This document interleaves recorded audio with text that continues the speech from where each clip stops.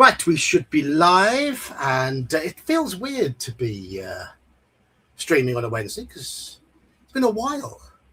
It has been a while, so hopefully we'll get some familiar names back from them. But I've got some familiar names and familiar faces with me for this stream. One thing is, I have pre-created a poll. There should be a poll in chat. Can anyone see it? Is it there? It's covering Sean's face. It's covering Sean's face, but is it there in chat? Yeah, it's no, it's not in chat. It's right on screen. I don't see it in chat. Neither do I. Right. Well, can some of you test it in chat? Just type 1, 2, or 3 in chat and see if it comes up and registers. Because this is a poll widget that is part of StreamYard. And I thought I'd test it for this stream. Nope. There's no interaction with... No interaction. Oh, okay. Oh, there we go. It started. It's working. There we go. It is working.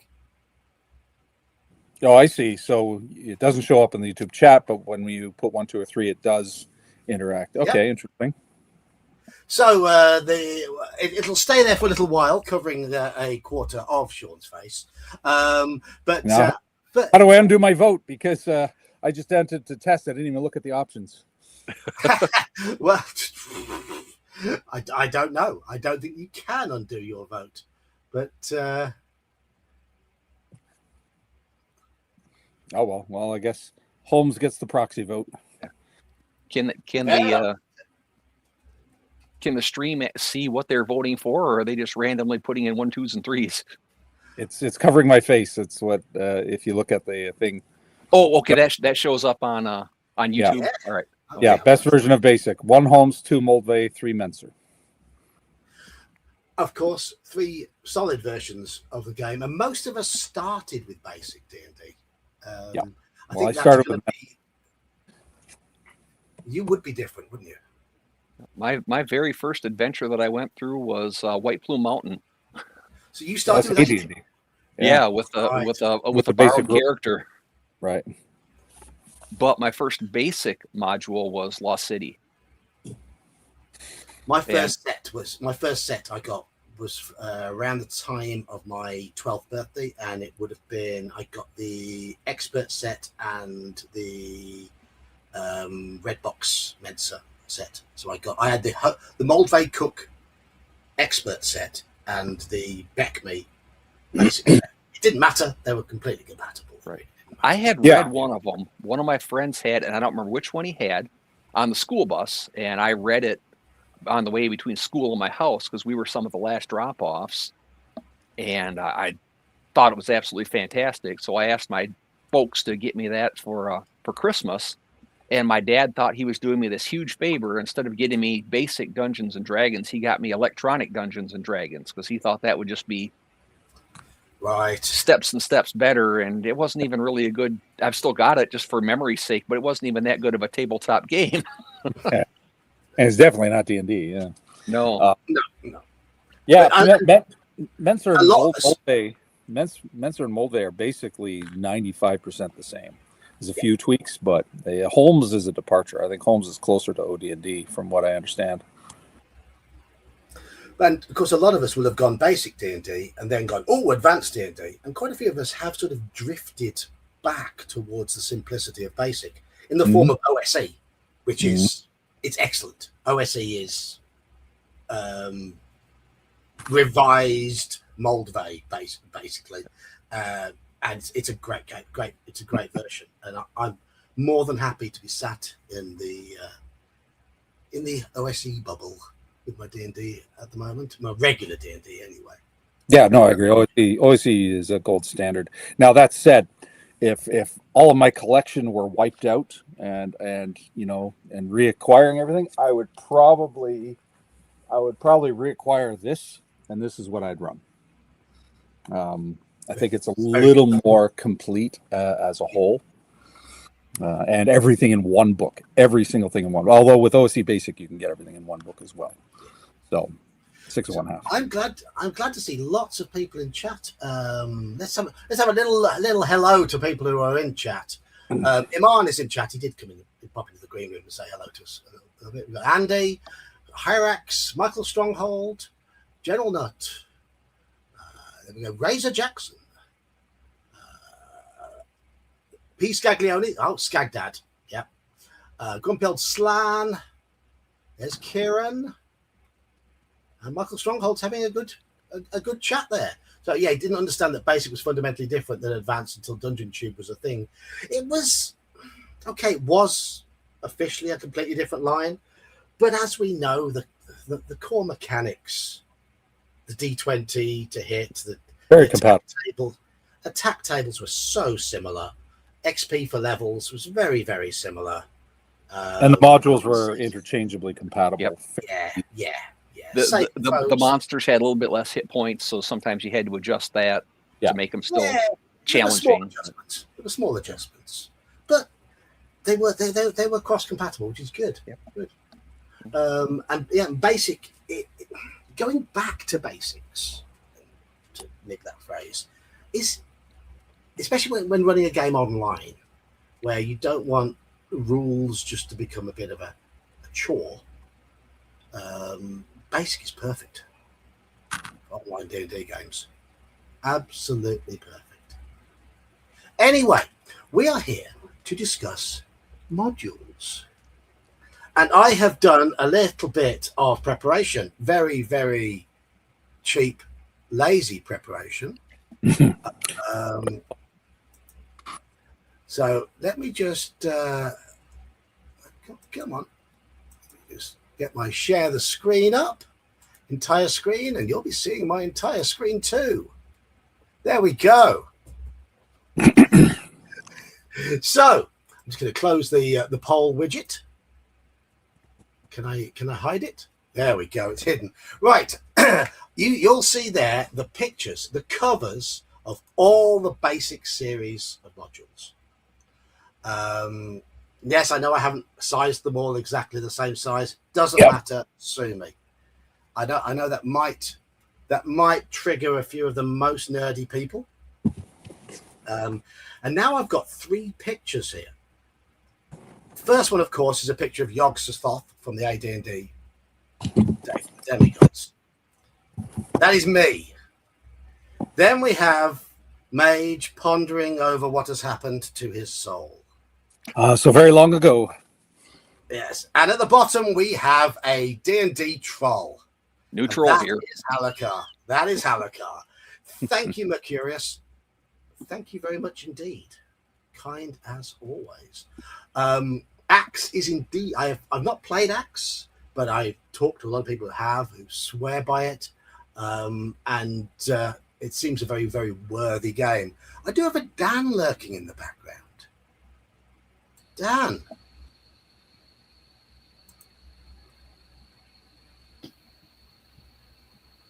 Dan. Oh. Hello, Daniel. How are you doing? I haven't got a picture for you, Daniel. Imagine yourself underneath. Dan, how are you feeling today? Are you feeling any better? I've been better. Well, I know you've been better, but I want to know if you are better. Well, I had a medically induced nap this morning. Good. And then I went to work because I don't want to miss out on my attendance bonus. All right. Fair enough. Fair enough. So what we are doing is we have all the modules. We are going to go through them. We're going to go through them one by one. And we're going to create our own rankings of where we would put them. We're going to discuss each module, the pros and the cons. I've got them all ranked here on a bit of paper. I know, Halakar, you've given everything your you've got little votes and little notes and things like that that you decide to do. And Sean, you've probably got everything about these modules in your head because you've memorized the lot, haven't you? No, not quite. I haven't even played them all. There's a couple gaps in terms of my play experience. But you know enough about them, and you know enough about them to know where you would put them in the general scheme of things. Yeah, I've got my order here. Okay, right. So we are starting with B1. In Search of the Unknown. Dan, chime in when we hit a module that you know. Feel free. All right. It started with B1, In Search of the Unknown. Now, I've got a picture of the brown cover. Obviously, the pastel cover came out in 1978 and was the module that was provided originally with the basic set. It saw a reworking, the artwork, about 81, I think, 81. It got that reworking of the artwork, written by Mike Carr.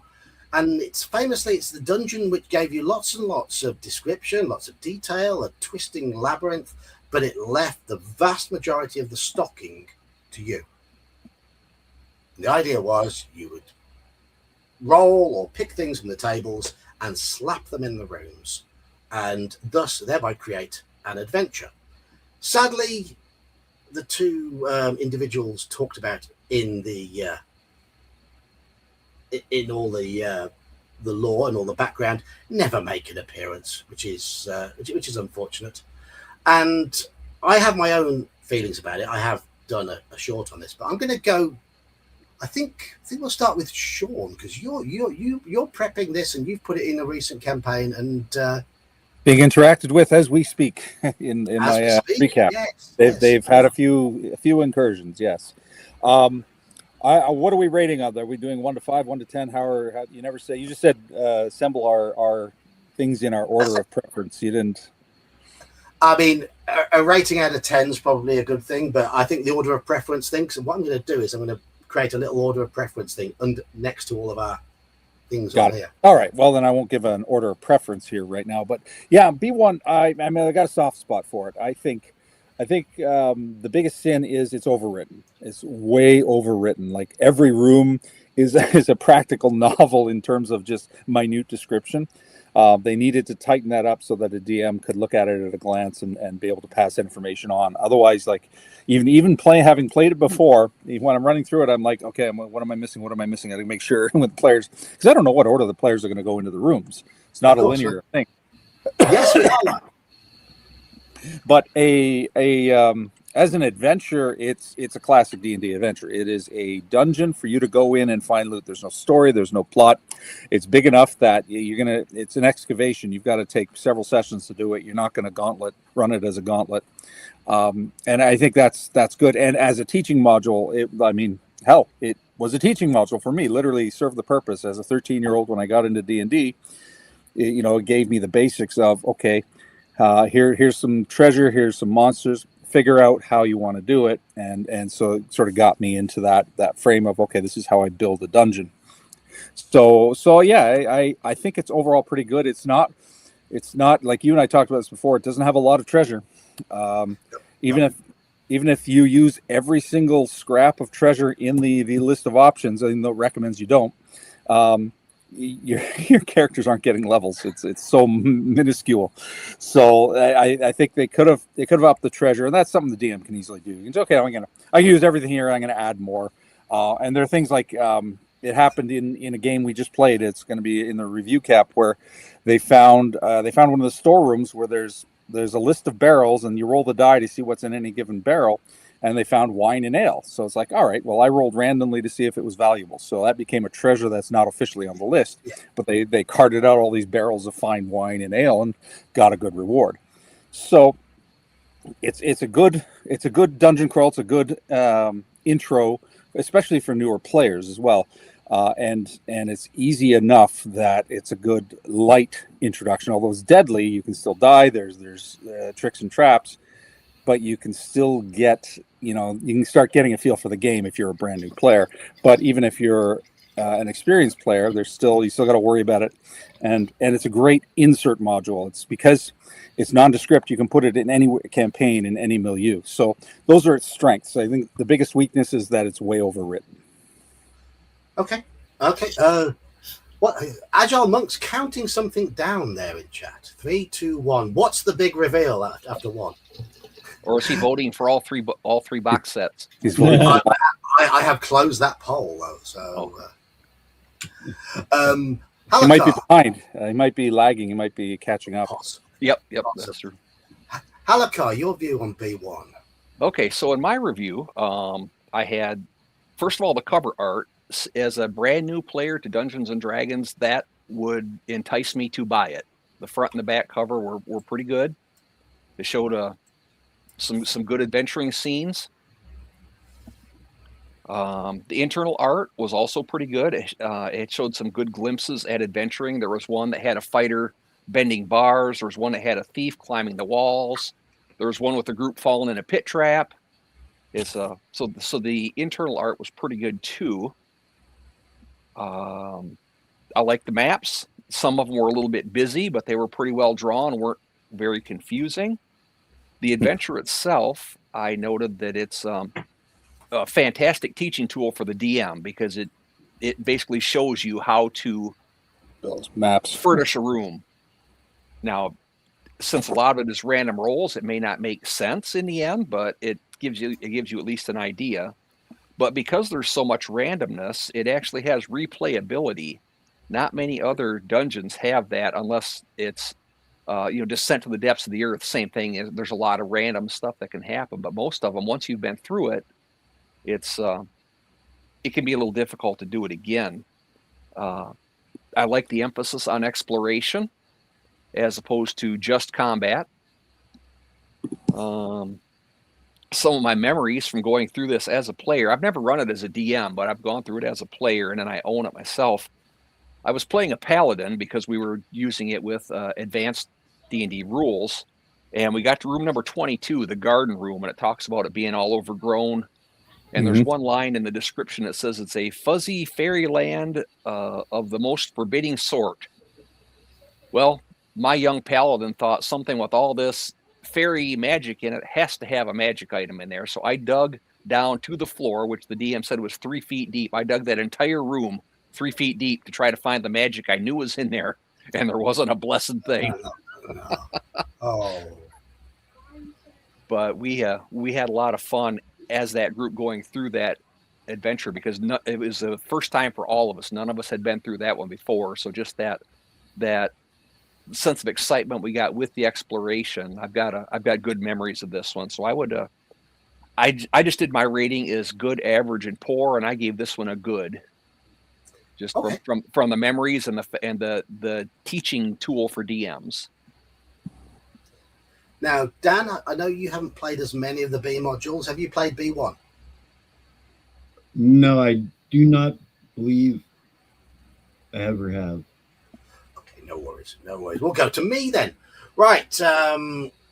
My experience of B1, I have prepped it and I have run a bit of it. That's as far as it's gone. But for my general sort of feeling towards it, I don't like the maps. The map does not feel like somebody's home. There's too much sort of random dungeonness in there. I get that it was made in 1978 and they wanted to pack lots in, make sure the product was worthwhile, put lots of description in there. And yes, there are rooms around like a kitchen and bedrooms and all that sort of stuff. But everything is not laid out how any home might be. And that thing has always bothered me with this adventure. I do like a little bit of verisimilitude in my dungeon design. Have you played D&D? Huh? Have you played D&D before? Yes, of course. One of my favourite adventures is UK3, The Gauntlet. And one of the reasons I love it is that is a proper keep. Everything about that screams proper defensible keep. It's none of the random dungeon. Yeah, I have fun with random dungeons. But I think the dungeon is too busy. Halakar said the maps are too busy. Yeah, I would agree with that. And as Sean said, there is a lot of description in there. I don't mind a lot of description. The font they used made it worse though because it's so small. Heavily hacked. Look, here's just a random page I opened to. Look at all of that. Yeah, there is a lot in there. And one thing that I gets summon me a wall of text. Yeah. One thing that gets me about all those descriptions though is I feel it does a good job of teaching a DM how to describe a room, how to describe an environment. It does pick up on lots of little details, and it shows that not all dungeon rooms are just going to be room with monster. There's going to be furnishings, there's going to be damaged stuff, things that are moldy and things that are dusty, and carpets and clothing and all that sort of thing scattered around. So do that, make it feel like a proper lived-in environment. I think that's really good. Also, it introduced quite a few of these those sort of familiar D&D tropes that we grew to love. The room with pools, for example. How many of us saw that adventure when we were younger and thought, that's a great idea, we'll just throw it in our own randomly made dungeon. Let's have some pools which do weird stuff.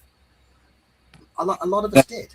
Then you got to try to convince the players to investigate the pools, especially the dangerous ones. Yeah. It's that sort of thing. So I think it does a lot of good. There's a lot of imagination in there.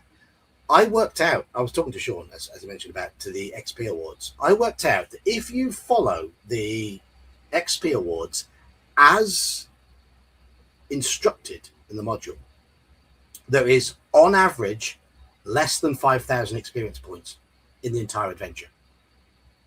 Yeah, which for a group of, say, a group of 8, the suggested group 6 to 8, you're you're barely clearing 600 or so, depending on the. And that's if you get everything. That's you get everything and clear out the whole dungeon. Yeah. So, yeah. Definitely doesn't have the value for the threat. So and it's a massive dungeon to explore to get that as well. Yeah. It's a huge. So be aware that you might need, if you're running it, you might need to pack a little bit more loot in there to make the players feel like they've actually achieved something. Well, the thing I did with the ongoing campaign is they had a character say, "Hey, there's something in that dungeon I want. Find it for me, and I will reward you." Right. So that's another way of adding, giving them a quest. I can't speak. Quest giver gives them something. Quest giver. Yeah. So that's another way of handling that. But if they're just doing your classic dungeon crawl, they've decided to go there because they've heard about it. Valid play, then I would say definitely enhance it with some loot. Yes, I mean a good way of doing that would be, because the dungeon is so big, don't rely on just stocking with random monsters. Actually put one part of the dungeon as a lair and then have proper lair loot in there. So there is a proper lair with significant extra threat but significant extra rewards. Yep. And it could be a layer of anything, really. Troglodytes are 1/6 of the encounter checks, and so it's very conceivable there's a full trog layer in there, and can be easily be added. But that would be very, very evil to do to first level newbie adventurers. Yeah. Yes, it would. Yes, it would. So most of the stuff on this, yes, that is true. That is, I mean, yeah. Well, I guess people are talking about the seen the pools too. Yeah, I mean, yeah, you've seen the pools too many things now, but they were fresh back then. But yes, we will have seen them multiple times, and you've got to think back to how it was back then. I'm going to tell you my rankings. I mean, you don't have to reveal yours, but I have one of the reasons I'm going to do this discussion tonight is one of my most watched videos was just me doing a basic ranking of the B series about 3 years ago. And I'd only read and played half of them. And that was meant to be part of the joke. Because even though I'd only played half of them, those that I didn't know anything about had to be better than some of the ones I didn't like. Mm-hmm. And people didn't get that. I got grumpy comments going, how can you rank things you don't know? It's flying over your head. It's flying over your head. My feelings towards some of them are so low that knowing nothing is better than knowing is better than knowing something. And that's actually my most downvoted video in history. But it's one of my most watched videos, so I don't care. I don't care. You're getting the interactions, yeah. I'm getting the interactions, yeah. And when I did that list, I think I had B1 in third place. My experiences in the last 2 or 3 years, and this isn't a bad thing for B1, but positive experiences with other things mean that I now have B1 in fourth place. and I think it's worth a sort of 7.5 out of 10. About that sort of level. It's imperfect, but it does the job it's meant to, and it is a good teaching tool. So I'm going to do this with my list of that. I'm going to put that. It's about there. See what I've done? Daniel just gifted 5 memberships. Well done, Daniel. Well done, Daniel. Thank you, Daniel. Well, Daniel, you're a star. You're a star. welcome.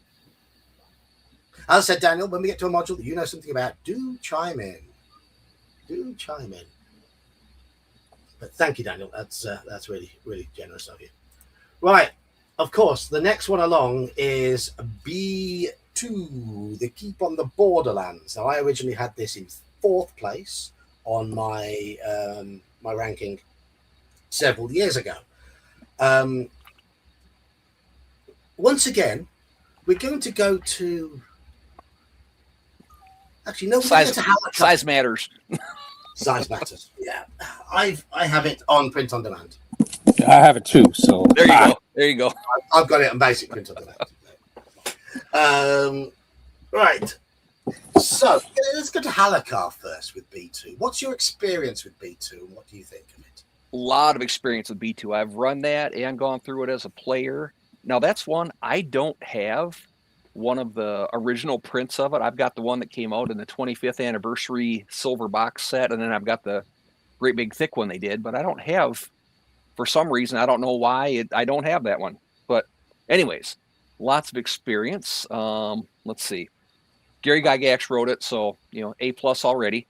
Cover art was good. The action scene in the front was good. The keep on the back is iconic. I mean, that is, when I think D&D, that's what I think. Yeah, that is one of the best pieces of artwork to feature on a module cover, in my opinion. It's just the group returning to the keep as the sun sets. It's glorious. It is absolutely glorious. Errol at his finest. And then on the front cover, the fact that they actually gave the hobgoblins the blue noses like they're supposed to have. I like that attention to detail. The internal art was pretty good. The owl bear fight, I think, is an awesome picture. The maps are fairly easy to understand, but of the caves themselves, I would have liked to have seen that broken up by elevation, because it gets just a little bit crowded the way it's presented on there. But that would have been several more pages of the hard card stock, and that would drive the price up, and all those things. The wilderness map is a bit bland if you don't put some work into it, but it is a big wilderness, so there's plenty of room to do your own thing in there, which is always nice. The adventure itself, the keep as a starting point, is excellent. That and Hamlet are probably 2 of the best starting locations you can get if you want to have access to a lot of things. I mean, if you want to do the waterborne and coastal adventures, you've got Saltmarsh, but the keep is a great starting point. Well, Saltmarsh doesn't give you any details, whereas Keep and Hamlet are super detailed. Like, it's laid out right there for you. Right. Now, I think it was 3rd edition was the first to map out a version of Saltmarsh.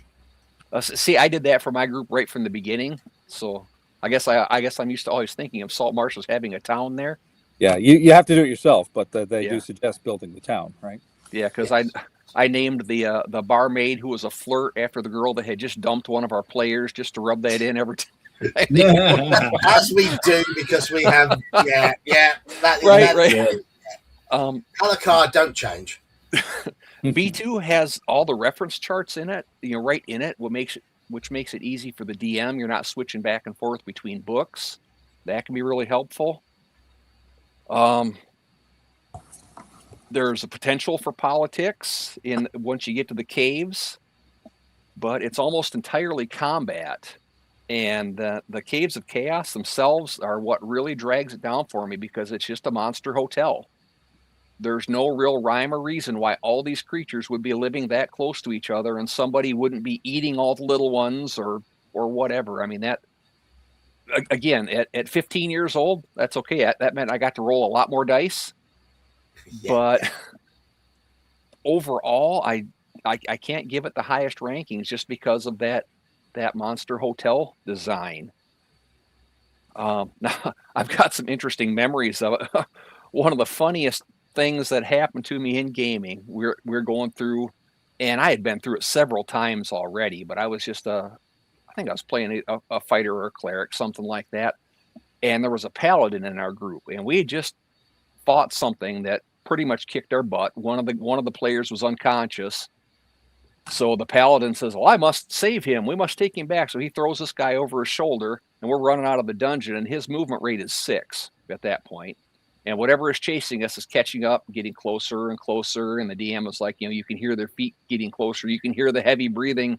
And the guy playing the paladins he mimicked it. He says, I let go. Screw it. It's my first day of being a fighter. And he took off the rest of the way out of the dungeon.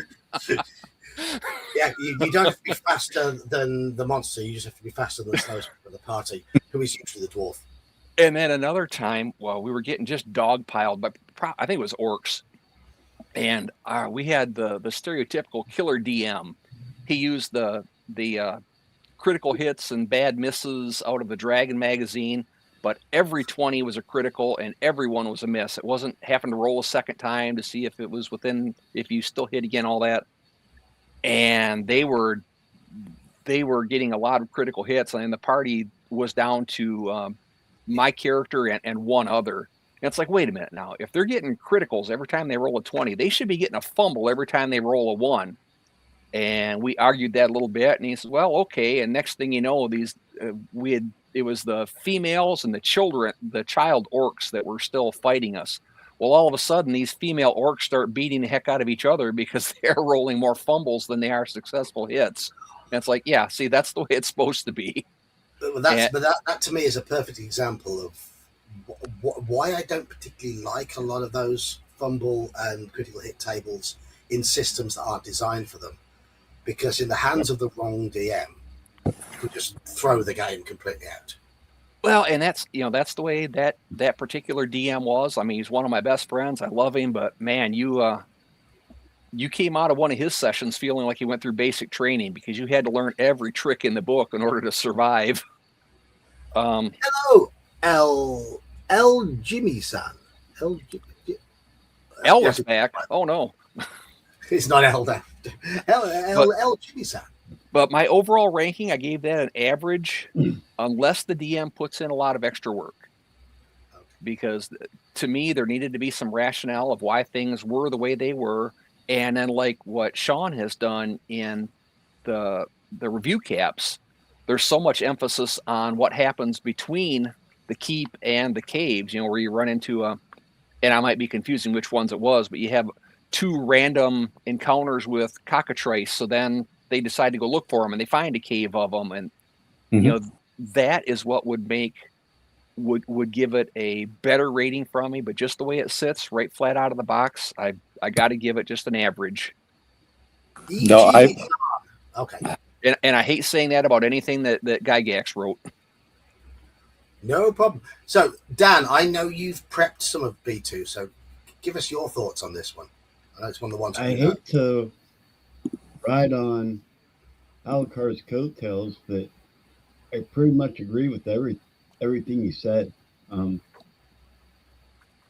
Like you said, you can do politics in the caves if the players are smart enough and realize that they can get help clearing up some of the other stuff.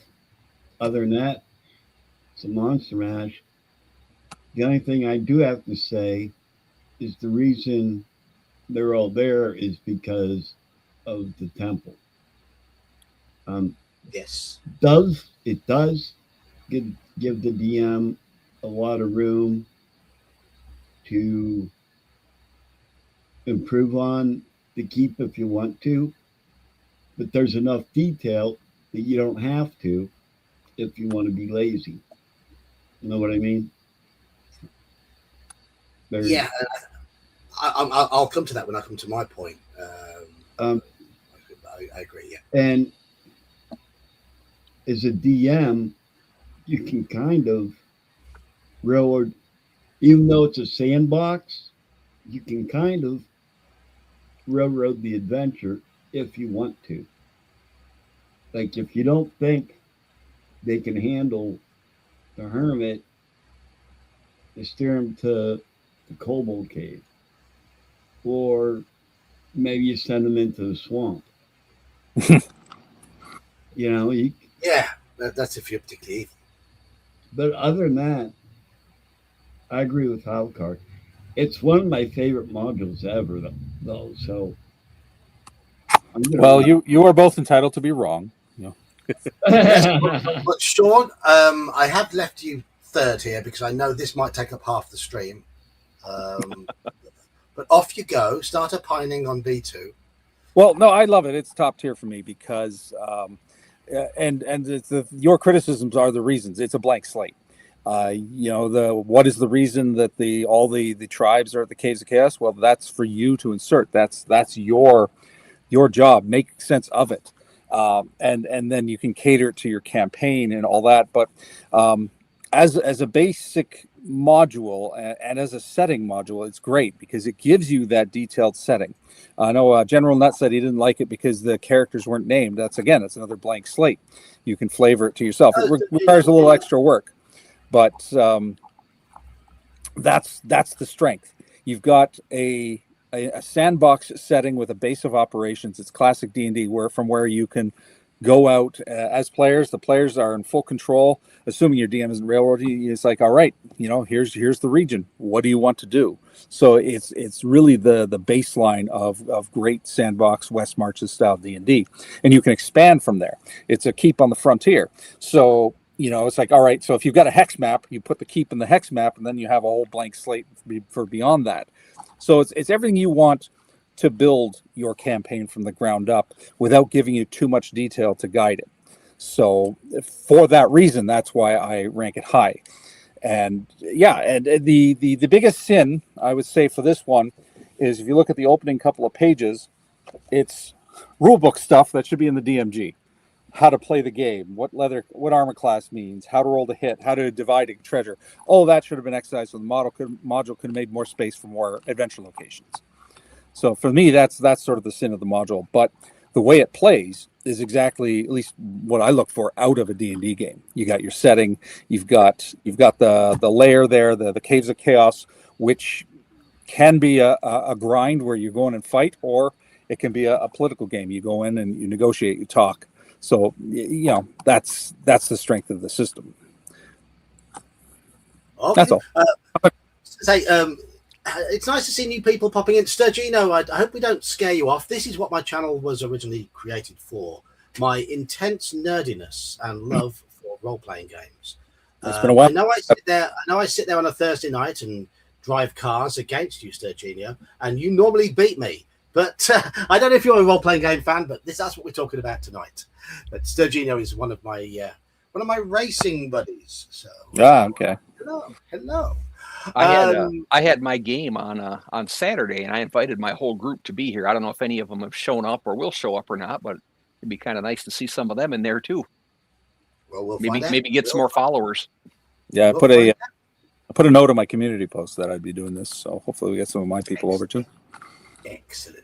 Right, my opinion of B2 Keep on the Borderlands. I originally ranked this in 4th place on my my ranking, and the reason I put it in 4th place is I see General Nut.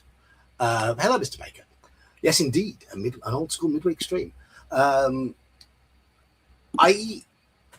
do have General Nut brought up the fact that the NPCs aren't named, and that does rankle with me a little bit, because you've got enough to think about when you are a new DM trying to wrestle with the rules and wrestle with the whole pacing of everything, without having to give every barmaid, every guard, whoever the party encounter a name. I know as we get older, we still find it difficult, but it becomes easier because it doesn't matter really, and some of the names will stick, and some of the characters you meet will stick. And sod's law, it'll be the ones that you gave the worst names to that the party will choose to keep on interacting with.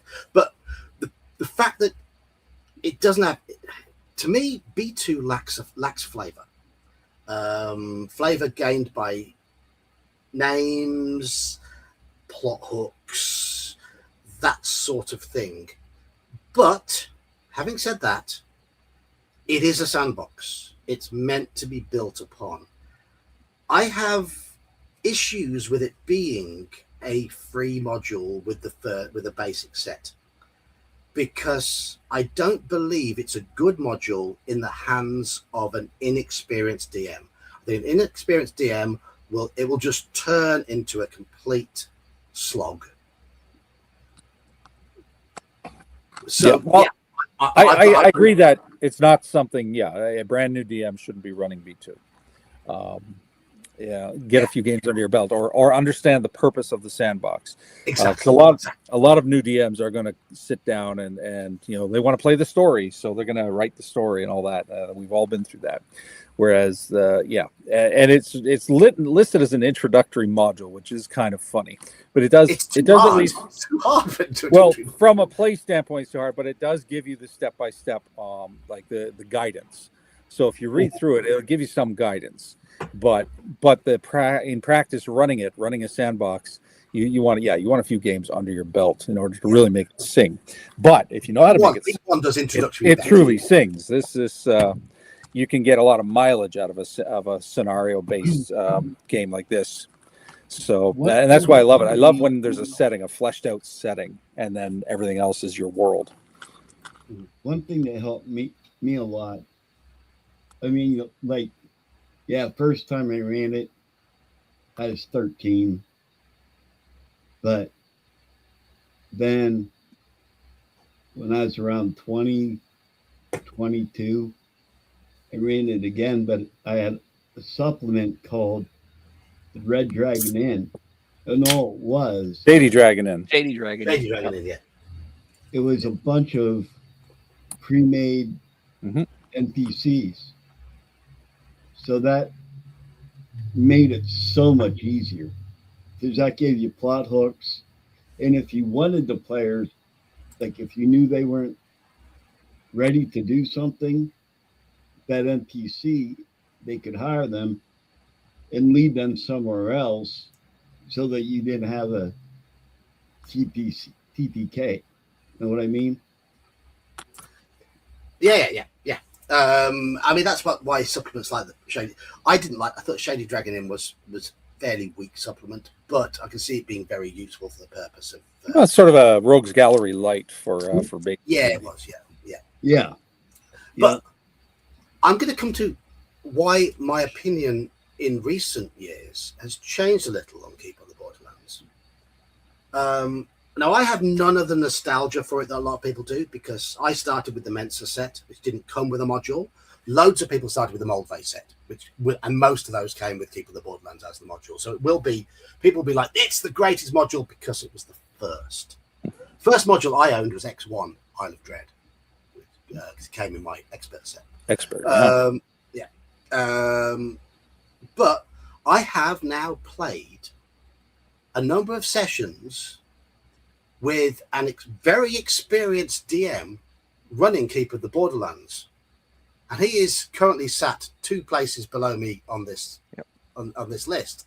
I've played in a number of Sean's games, and the way Sean has, bear in mind, Sean, how many years have you been playing? 40 years roughly?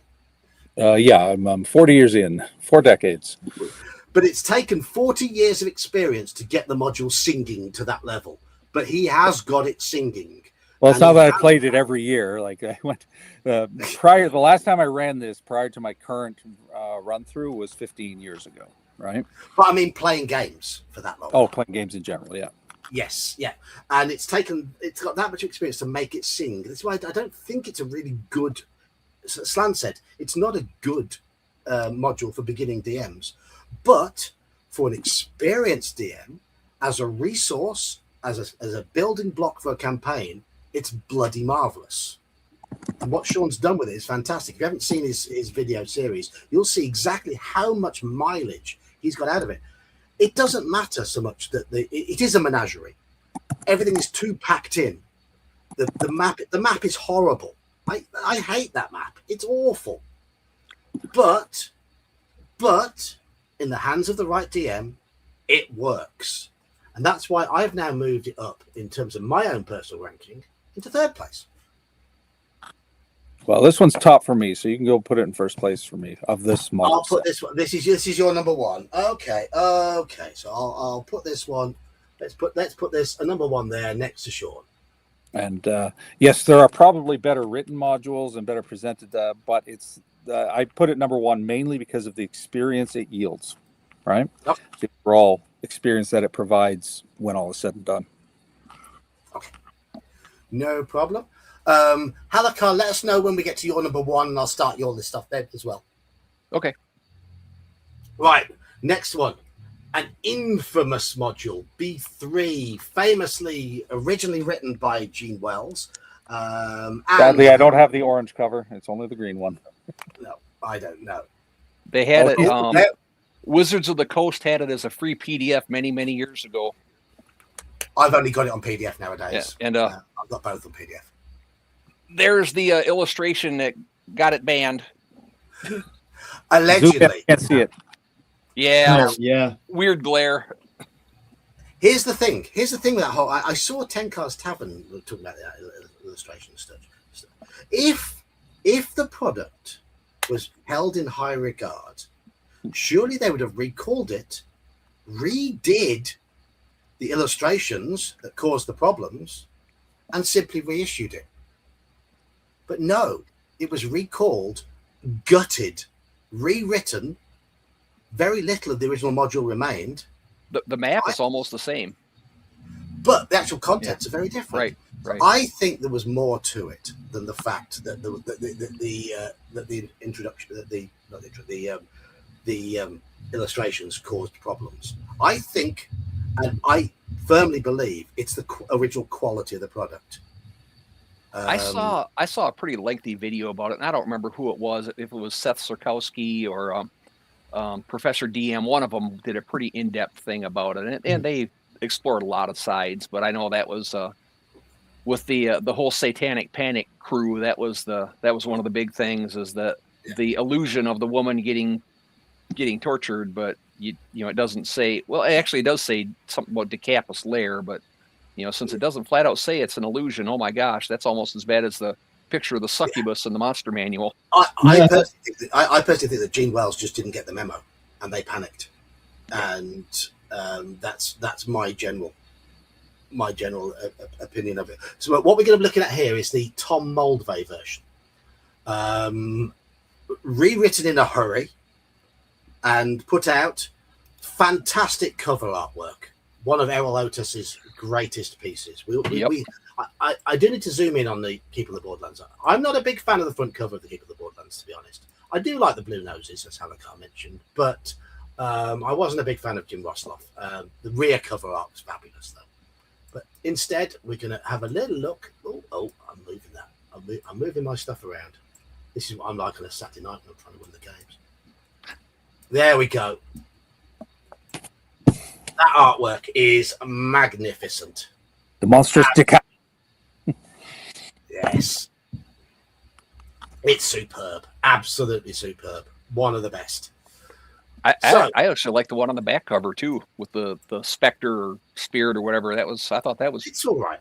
I like the colors on that. It's all right. Looks like Martian Manhunter. Yeah. Yeah. So, who wants to go first on their feelings towards the green cover B3? Somebody dive in, or shall I assign somebody? Who else has run it besides me? I have. And I've played it. It's okay. One. For my experience, I did tell you my experience of Keep of the Borderlands. It was the first module. I played one session of half an hour long in my friend's classroom at school during lunch hour of Keep on the Borderlands, and then my friend bought the basic set and bought B3, and B3 was the first module he ran me through properly. So, anyway, who wants to go first? Anyway, Dan, have you done this one? B3. I've played it and ran it, but honestly, it's been 35 years, so my memory on it isn't that great. I enjoyed it, but sorry guys, that's all I can say. It's been so long that I can't remember. Okay, so go on then, Sean. You kick off with this one. Okay, well, I ran it, but it was for my AD&D first ed campaign, and I don't mind it. I probably won't ever run it again. I think it's a missed opportunity. I love the setup. I love that there's this valley that's protected by some charm that keeps evil humanoids away, and that charm is fading. I think it would have served well as another setting module, where if they laid out the details of the town of this valley, and of course the princess and the castle and whatnot, and then you can build up to this event where the humanoids start coming in, and you've got to get into the castle to rescue the princess and smash the heart and whatnot. I think that, and it wouldn't have taken too much. Like, they didn't need to go full keep on the borderlands of Village of Hamlet and give you everything, but some details about the village as a base of operations and some little adventures to go around. So I added a lot when I played, and what ended up happening was when the players got there to the valley, we called it the Valley of Haven. I don't know if it's called that in the book. I can't remember. It's been so long, but it is. Okay, so when they got to the Valley of Haven, the team actually split into two groups. They were like, okay, so because they had a ranger in the group, like, well, I'll stay out here and I'll hunt the ranger. And so half the group followed the ranger hunt the humanoids. And so they had a campaign, a guerrilla campaign against the humanoids. And the other half breached the castle to try to solve what was going on. And so we ended up splitting the group. I'm just imagining them bringing in lots of tamed gorillas for that, because you said a guerrilla campaign. Yeah. So they didn't have a druid; they only had a ranger. But yeah, so and it worked out. It played really well. The guys who stayed out to deal with the humanoids, they had a blast. They had like I said, a little fight, and they eventually rescued as many as they could and got to a stronghold where they could protect everybody. And then the people went into the castle, had to run the gauntlet of the castle, right? And that's where the module can really, I think, be a challenge. Because there's a force field that you only have a limited number of times you can go in and out, if at all. And once you're in, you have to make your way through the castle, and it's rough. There's a lot of nasty shit in there for a level 1 to 3. So I think it's one of those ones that if you're going in, if you're doing it, you've got to be at the upper level of the range of the levels 1 to 3. But it's a tough one. So, and it was okay in the end. Everybody didn't mind it, but nobody's looking back going, "Wow, that was one of the best games we played." It's like, moving on. I don't think I would ever run it again. Fair enough. Your opinion, Halakha? I ran it one time, and that was for my buddy's wife, because she wanted to start playing D&D with us. She'd played EverQuest before, and that was it. So in her mind, a paladin was a healer. There was a lot of misconceptions. And she'd only seen the computer doing all the nitty-gritty part of it, hadn't rolled dice or anything. So I took her through this one just because at the beginning it has the multiple choice. And I think that is for a player that has never had any experience whatsoever with a role-playing game, that, it's like you can search for traps with your 10-foot pole. You can step over the tripwire. You can pull the wire and see what happens. Just the fact that it gives them a lot of options to think about was a good primer for a player themselves. Now, looking at my notes here, the first thing cover are Errol Otis ! That was okay. Yeah. I thought the internal art was pretty good. It had a couple of full page illustrations, which was nice, but then that could have also been used for more guts to the module. So 6 of one, half a dozen of the other. It was quest driven, so it could be a railroad if you weren't careful. It had a good explanation of the combat sequence right in it. So again, if you were new to the game, it gave you a real good breakdown of that. And it had a glossary. I know, 11, 12, 13-year-olds playing this for the first time. I had no idea what charisma was. I had to look that up the first time I had to make a character with stats. And so the fact that it's got some of those things in there was helpful.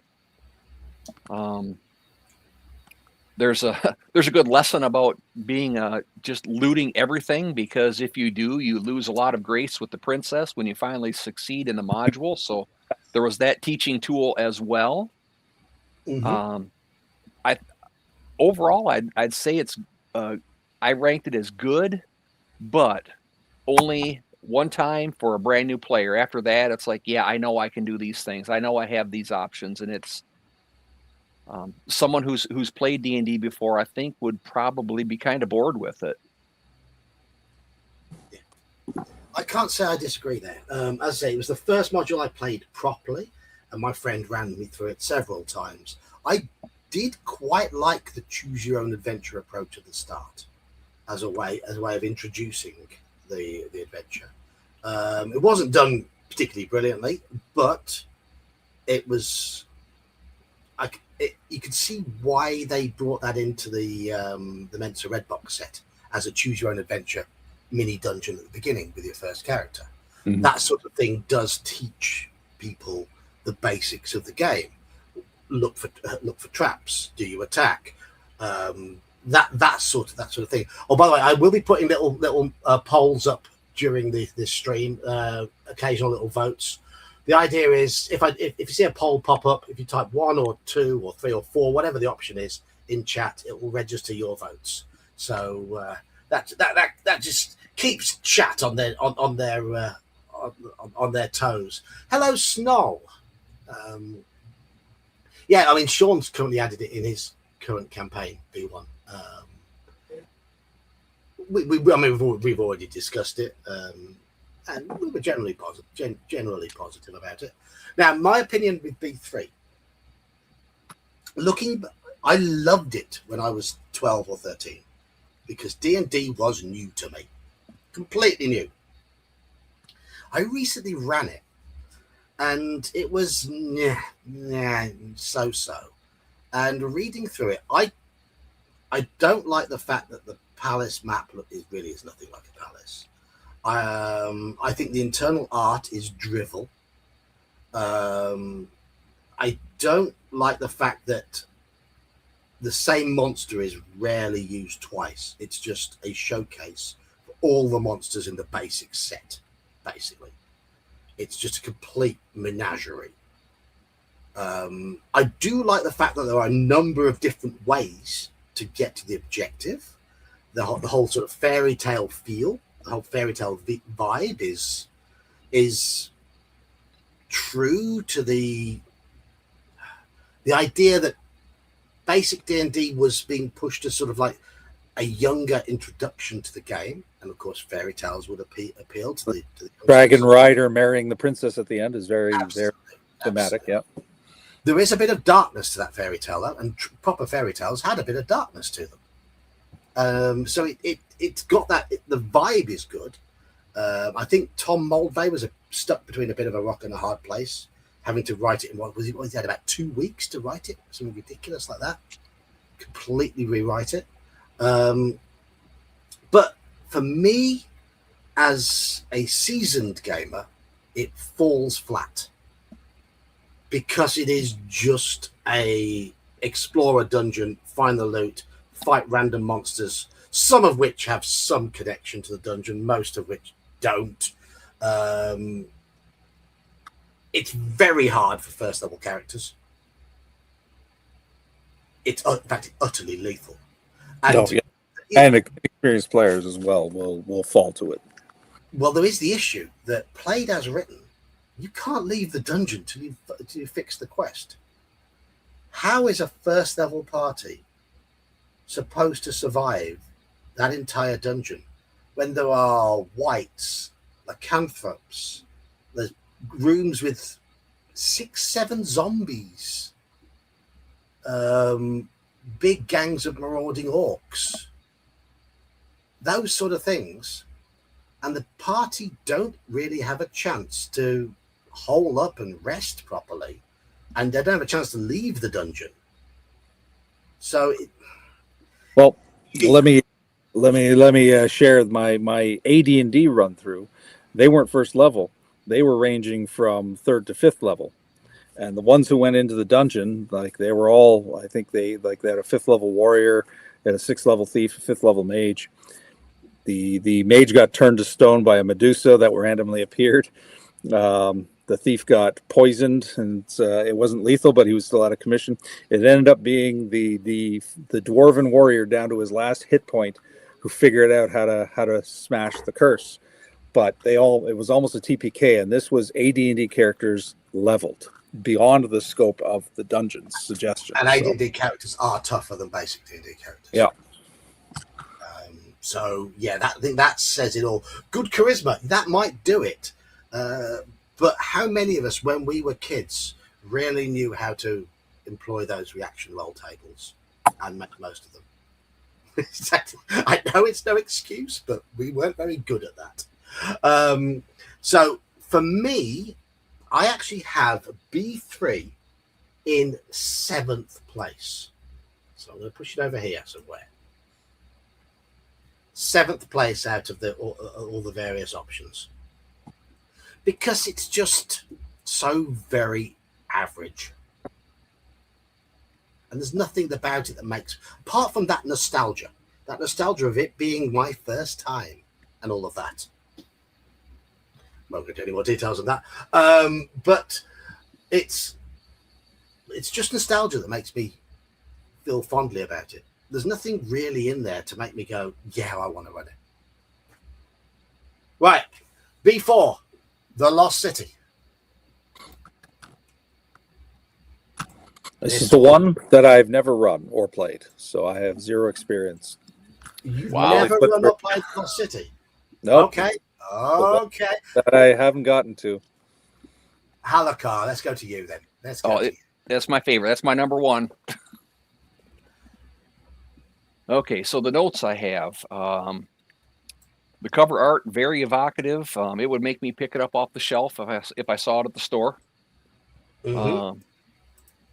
The internal art, the one that makes me giggle every time I see it, the charred outline of the ghoul on the wall where he got blasted. Yeah. I love the one of the shadows as well. Yeah. And actually, it didn't have a lot of internal art. It had the potential for more, but again, that leaves more for the adventure. The maps I thought were very good, easy to understand, and there's a potential for a lot of growth because it details the first 5 levels going down, but then the next 10, where the ziggurat is shrinking again, it just tells you what to put in the rooms. It leaves all the rest of that up to the DM, so you have a chance to make your own creation there. The adventure itself was very open. I mean, the 3 different factions, you can play them against each other. You can try to reconcile them. You can kill them all and let the clerics sort them out. There's just a lot that can be done there. I think in my notes it said it can be a total murder hobo or a Machiavellian dream. The pre-made packs at the very end were kind of cool. So, just you pick how much you want to pay, and you get either pack 1, pack 2, or pack 3, and that would give you some items you wouldn't normally think about. So you could possibly, so you could possibly try something new. It's like iron spikes. What am I going to do with that? Well, then you might find a situation where you can actually use it. So again, that had a little bit of a learning potential. There were a lot of pre-generated characters if you needed that. There's a whole list of further adventures at the end, and I think that was the first time you saw anything that detailed in one of them. The monsters that you fight, you got a chance to experience a little bit of everything. There was some that had poison, some that had disease. There were undead. There was a yellow mold, if you love the molds and fungus and slimes. There were things that caused paralysis. There were doppelgangers. It was just a very broad selection of what you could come across. Yeah, levels 1 to 3. Well, if you stay all the way to fight Zargon at the end, I think he's like they give encounter, or not encounter levels, but back in the day, it's like the dungeon level was equivalent to what you'd be fighting, and that was level 10. So they kind of figured by the time you got to the bottom, you'd be in the expert series. Couple of memories, or you'd be dead. Couple of memories. The box of fireworks again.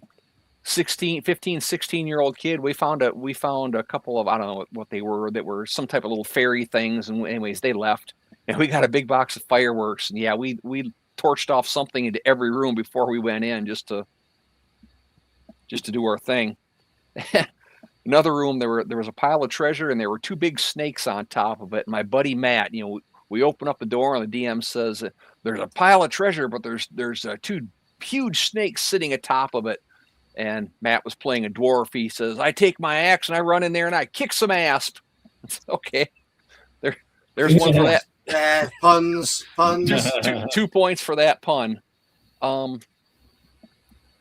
Reach over to my pile of junk here. What I like about it is there are a lot of expansions for B4. There is, get out of the glare here, there's Beyond the Lost City, which is B4.5, that was part of a convention in Texas, I want to say. Adventures in the Underground City, which was on Dragon's Foot. That was a free PDF, and same with the Lost City campaign book. That was also on Dragon's Foot.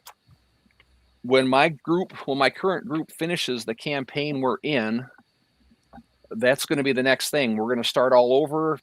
Part of a caravan, storm hits, voila, you are in the Lost City at the very top room, and we'll probably play that thing through till 12th, 13th, 14th level if they don't get bored and leave. It's that is by far my favorite basic module. I'm going to come in now because Sean, you've not run it or played it. You've read it. What are your feelings from having read it? Oh, I mean, I would give it a high honorable mention because it looks like something I would absolutely have a blast running or playing, and it just hasn't happened. I've seeded it in games, but you know the way I run. I don't say, well, you're doing this particular dungeon now. I'll state the setting, like keep on the Borderlands or whatever, and then you're working out of there. But even then, if the players leave, but I mean, B1 Quesquaton was seeded 4 years ago before somebody finally got there. So. And it was Bear who finally cracked. It was Bear who finally opened that door. Yeah, exactly. So yeah, it's like I give it a high value for honorable mention just based on it looks like the kind of game that'd be great. I haven't gotten to it. So yeah, and I'm going to try to fit in the Desert of Desolation series in that when I run it, and there's just I'm there's another one. Desert of Desolation Arabian style. Yeah, it plays so much better than it reads. I remember when I first read it, I was like, nah. Then when we played through it, everybody just loved it. It was like, wow, okay, this one. Especially high four. Well, see, and that's one I bought. The first one of that series I bought because I didn't realize they were a series was Martek, just because of the ship sailing across the sea of glass. It's like, oh yeah, that looks cool as heck. I've got to buy that one. That's the worst one. But it still played well. But I think everybody enjoyed Pharaoh, the first one, the most of our playthrough. Right. Okay, so B4 for me. I don't think this is any surprise for people who've ever seen your top one. It is by far my number one. By far. For me, it gives a reason to adventure. You have got no food and water. You need supplies, and here is somewhere where you can shelter out of the desert. There might be supplies in this pyramid, so you've got to try and find those supplies, and it just sort of draws you in. Once you've got the supplies, you then have the freedom. You have the factions. Now, for me, those 3 factions you can ally with. They're not the big one for me. For me, it's that 4th group, the ones from the lower city, the insane ones. I absolutely adore them. They bring in so much potential for role play. Of all the adventures we've seen so far, this one has the best balance pillars between exploration, combat, and roleplay. It is a really nicely designed dungeon. There's compelling combat with monsters that fit the environment. and are suitably challenging. Yes, difficult in places, but suitably challenging. But it's the role play, and it's the opportunity for me to be able to role play as a mad underground city dweller who is dressed in the mask of a dog, who goes up to the player characters, sniffs their crotch, and cocks his leg and pees on them to mark his territory. That to me is just DMing heaven. I just love getting it, be able to get into that and be justified, because it's that sort of lunacy that I love. The whole vibe of the adventure fits for me. It's fabulous, and I think the expert levels are its weakest part. I'd have liked to have seen an expert module, a follow-up with those levels in. That would have been better, much better, because at the moment, as it's done, it feels throwaway. I would rather have seen those pages filled out with just more stuff for the basic levels, and then have an expert level module which actually took you to Zargon and took you down to the lower levels, and they could have done it properly. Now, Goodman Games tried to redo that, and in their version of it, those were the weakest levels as well. Their version of the city was great, but those lower expert levels weren't particularly great in the Goodman Games one. So that's its only real weakness, and it's the only reason why I don't have it as my favorite module of all time for D&D, because it's slightly let down by those expert levels. But for me, it's by far and away the number one. It is expandable, and I get that you can expand those expert levels in the city yourself, but I don't think it was necessary to be in this module, in this iteration of the module. Artwork, fabulous. Presentation, great. Cover art, brilliant. So many bits of Jim Holloway artwork in there with a sense of humour, and unusual for Holloway, a bit of atmosphere to them. His artwork was often a little too comic at times, but I think he got the tone absolutely right for this module. It gets 2 thumbs up from me. It's my number one. Thank you, Siskel. Dan, what do you, have you played Lost City? Have you ever dabbled with it? I know I played it, but yet again, a lot of the B modules I played when I was like 15 through 20. I remember fighting Zarkon, but I don't remember a lot about the module. Sorry. So, Sean, have we discussed your number 2 module yet? Can I put a number 2 in your list? No, we haven't come to it. Okay. Halakar, your number 1 is there. Is your number 2 module in there yet? Not yet. Not yet. Okay, so my list is looking more full than everybody else's. Okay, no worries. So, I can put if you want, put B3 down near yours. We might shift it later, but it's bottom. It's near the bottom for me. But we'll put it down there. Okay. And I am abstaining from B4 simply because I haven't played it, but it gets an honorable mention just from the how it looks. How it looks that it would be a good one. So. See, I've even ranked all the ones I've not played based on general vibe and feeling, because I'm like that. No, I'll abstain for that one. Anyway, the ones that I haven't played, there's only 2 that I just won't put on the list. All right, Horror on the Hill. B5, Horror on the Hill. Who wants to start with Horror on the Hill? By Douglas Niles. I have mine. Now that we've gone past B4, all of mine are PDF, are print on demand. I've only got originals for the others. There we are.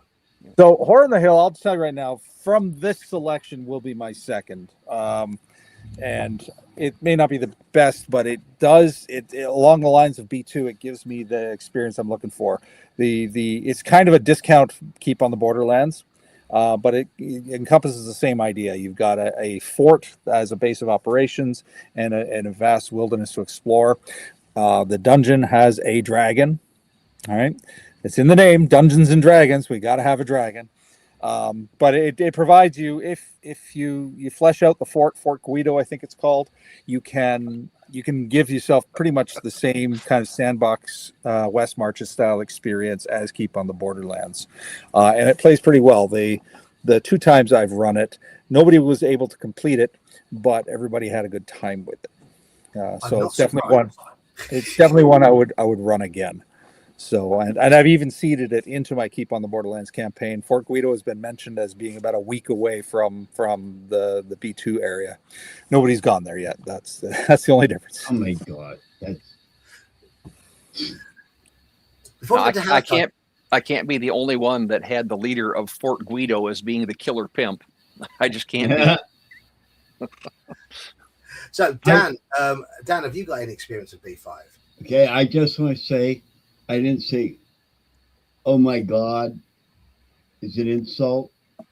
I did the same thing. Only the Fort Guido was maybe 3 days out, and I did the same thing. And it's not really a sandbox, but it is a little bit, because as I approach the temple on the hill, Well, they have choices you can make, stuff like that. Yeah, this is like, you can really populate. This is the hill in question. That's the map. Yeah. And you can add details, and you can also expand just by creating an overall area map. Yeah. But honestly, so far it's my favorite. I love this module. Did you go through and look at the movement rates on that wilderness map? You're spending 12 hours or more to get to the place, and you're supposed to do a random encounter check every 30 minutes. Your party's going to get wiped out before they even get there. Well, if they stay on the trails, that is staying on the trail. It's even slower if you go off. Oh, you go off. Yeah, it's a slow burn. You're not marching right up to that dragon's lair and the hobgoblins and saying, "Hey, we're here. Give us your stuff." You have to think about it. It's a wilderness trek. Yeah, I will say, Slan has mentioned that the cover art is competently done but unmemorable. It's Jim Rosloff. What do you expect? Yeah, the cover art's awesome. Interior art was the interior art was horrid. So, Halakar, what do you think of B5? That's my number 2. Okay. Again, cover art didn't excite me at all, and the internal art was very basic. I thought the maps were pretty good. They were definitely busy, especially the wilderness map, and they needed a map of the keep. They absolutely needed to have a map of the keep. Yeah, that's his biggest flaw. Is it doesn't give you even the basis details for Fort Guido. Like there should be something. You don't have to go about the inn. It tells you a little bit about the inn, and that's it. Yeah, a little more fleshing out of the fort would have been nice, but that does leave you to do it, so that you can make it your own in that case. So, and I've heard people say that if it was up to them, they would totally lift the keep from the Keep on the Borderlands and place it there instead of Fort Guido. Just that. Yeah, that's a good idea. But as far as the adventure, man, the dragon felt like they shoehorned it in just because, hey, it's Dungeons and Dragons. We have to have a dragon. But then again, hey, there's a dragon in here. That's kind of cool. It's massive and difficult if you look at what it is. And again, we're talking basic characters. First level clerics don't have spells yet. I mean, there's it's not for level 1 PCs, is it? Basic characters are gonna get wiped out if they're not really careful. Well, and that's why seeding other adventures into the area is not a bad idea. The creature layout I thought was a lot better than the Caves of Chaos. I thought it made a little more sense how they were there. Although the ones on the bottom level, I don't know what they're eating unless it's each other, because there's not a lot of food source. And it is kind of a railroad. You fall through the trap and you end up in the lower dungeon levels, and you're almost, it would be hard not to fall into them, and then you're forced to fight all the way through to get out. So I mean, at that point, it takes away the sandbox aspect of it, because you can't keep going back to Fort Guido once you've done that. So if you're all still first level by the time you fall through that slide, it's going to be a rough one.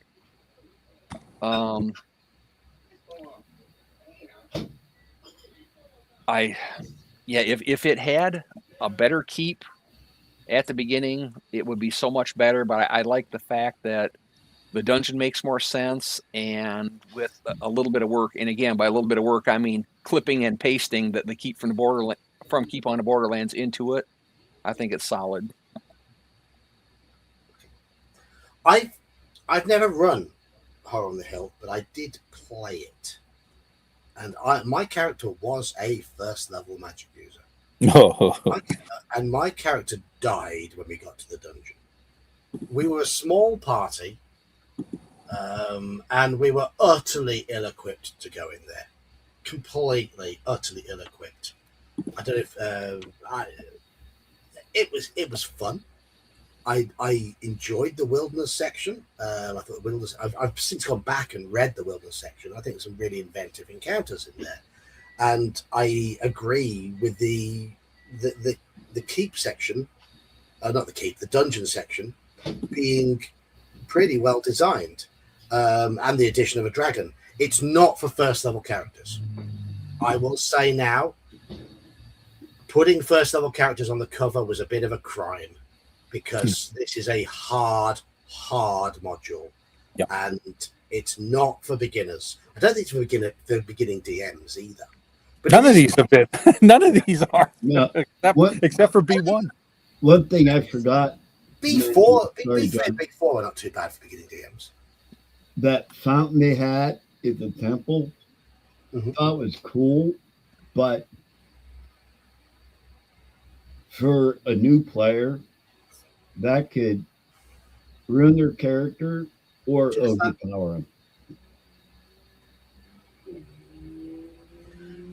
So for me, Horror on the Hill, due to my own experiences with it, it's a sort of module I think that would move up if I ran it. But I've got it in 5th place on my list. And that's another one. If you look at, I was just checking.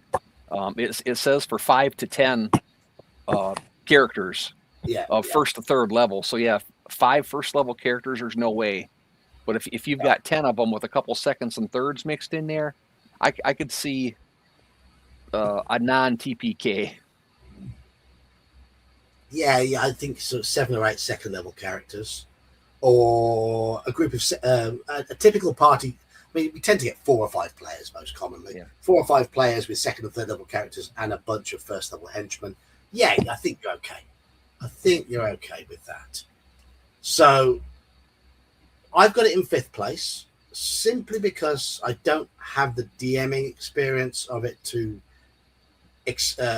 appreciate it anymore. I enjoyed playing it. The wilderness. I think the wilderness section is great, but I think it's certainly a worthy module. And yes, it is a sandbox, and all power to sandboxes. There we go. Make it a little bit bigger. So there we go. It's my 5th place one, but I will say also my 2nd, 3rd, and 4th. My 3rd, B2, B1, and B5 are all really, really close in my estimation in terms of where they would stand. Really, really close. On a whim, on a good session of running B5, I might move it up ahead of the other 2, and the same goes for the others. I think the modules have similar flaws and similar merits, similar amounts of flaws, similar amounts of merits. Right. Yeah. If you want to add a few more to my list there, I would put B1 as my 3rd place and B2 as my 4th. Okay, so we're fleshing out your list here. Excellent. What about you, Mage? Well, put B1 as fourth, but I may change it as we discuss. B1, not B. B1 as your fourth. Yeah, put it Okay. So we've got a fair consensus here that B1 was worthy but not top tier. Well, that is absolutely right as far as I'm concerned. So we're moving on to B6, Failed Society. So much potential. I'm going to start with this one because I recently ran it and reviewed it, and I had it pretty high in my original video because of my experiences of playing it when I was a 13, 14-year-old kid were great because I really, really enjoyed the different vibe to it. Cut out houses. When I finally got hold of a copy, and here it is, my print-on-demand copy. Okay. Right, and actually started to prep it and ran it. As you said, wasted potential. Absolutely wasted potential. Why the hell did they bother doing 16 pages of crappy cardboard handouts and houses and whatever, and a 16-page module? The detail for the city of Specularum is sparse in the extreme. The scope for going off the railroad is non-existent. It absolutely punishes any slights against the chosen moves that the writer wants you to take along the way, and it gives repeated bad advice to the DM throughout. It's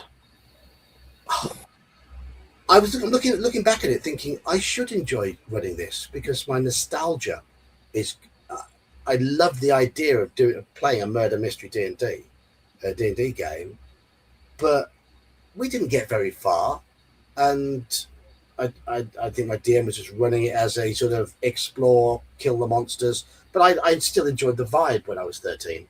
But it's not an adventure for beginning DMs. Yes, it introduces politics and society and social structure and all that sort of thing into it, but it doesn't give any proper details of how to do it, how to run a city. It doesn't give you any. It doesn't give you a usable city map. It doesn't explain all the little locations that people might find in a city, which is what you expect from a city adventure. You want a fleshed out city. You want key locations properly described. You want shops. You want marketplaces. You want interesting NPCs you could just bump into. It's none of that. There's none of that at all. It's an absolute waste. Absolute waste. So there you go. Such a good idea, so badly implemented. Yeah, put that at the bottom for me. Because I agree. I mean, I think with a lot of prep and the right campaign, it can be made to work. Like you said, the idea of the murder mystery. If the players are invested in the two houses, the two warring houses, and like if you've over the course of a campaign seeded this secret society, and it comes to a head with this adventure, it can work. But when I ran it, it was like, nope, nobody had fun with it. They saw it through because they had to, and they're like, all right, let's get out of this town, and we're done. Just not a great experience overall. Yeah, I've never run this one. I was a player in it. We got as far as the part where we found the body, and we reported it. And they said, well, you're prime suspects now, so we're going to have the cleric come in and cast spells on you to determine if your story's a lie. And we said, no, screw that. We broke out and took off and never went back. And there you go. Because there's nothing in there to help at the end. When that happens. So much. I'll echo what everybody has said. So much potential. I thought the cutouts were kind of cool. I mean, I would have put them as a separate. If you enjoy this, you might enjoy it more if you buy Dungeon Geomorphs 4 or whatever they wanted to have them as. reading through, I've never run it. I own it. I've looked through it. The fact that bad DM advice, the fact that they encourage splitting the party so they each half of it can talk to a different faction. No, I will never recommend that my characters split the party. No, it encourages player versus player. Yeah. I mean, it gets to the point where half of your party can be fighting the other half, depending on if they align with the different houses, and that's not how I want my game to run. And yeah, I would rank it right about where you guys have it too, so you can pull it right down there for mine as well. Dan, you played in my game of this. What did you think? I don't know if I want to change B2 and We're on the Hill, but I thoroughly enjoyed it. The fact that we took it off the rails and made you think was amazing, because we totally blew it up. You did. You actually did nickel about it. You failed the mission completely. Yeah. We just completely, I loved it. I thought it was awesome. You just did that because you heard the stories about John and his chickens and licking everything. Yeah, basically they didn't succeed. They ended up having to flee the city of Specularum with their tails between their legs because the good guys got massacred. And what was the reason why the good guys got massacred? Because the party didn't trust a good guy they were meant to escort to his hideout. And I started a bar fight. Yeah. You magic missiled the good guy. Yeah. Shot him in the face. You didn't trust him.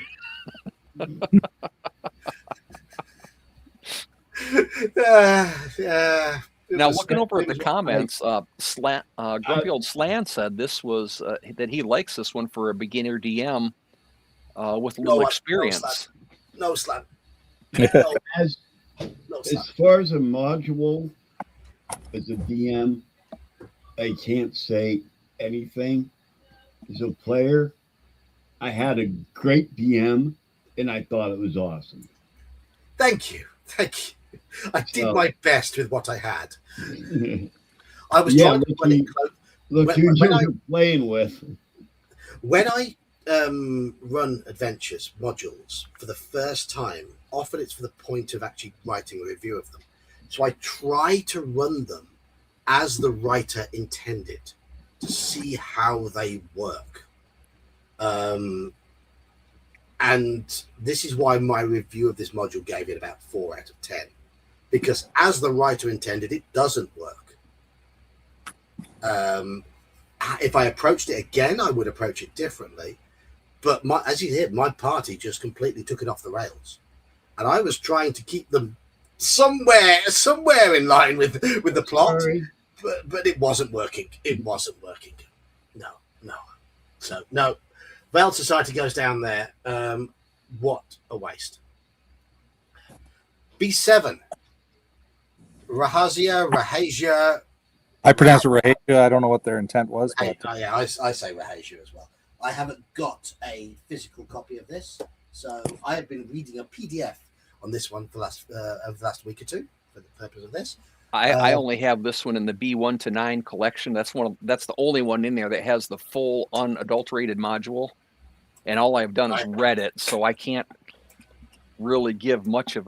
I want it to be good. It sounded decent for the brief overview I gave it, but I don't have any real input on it. This one's going into my 3rd place slot with a caveat. Okay.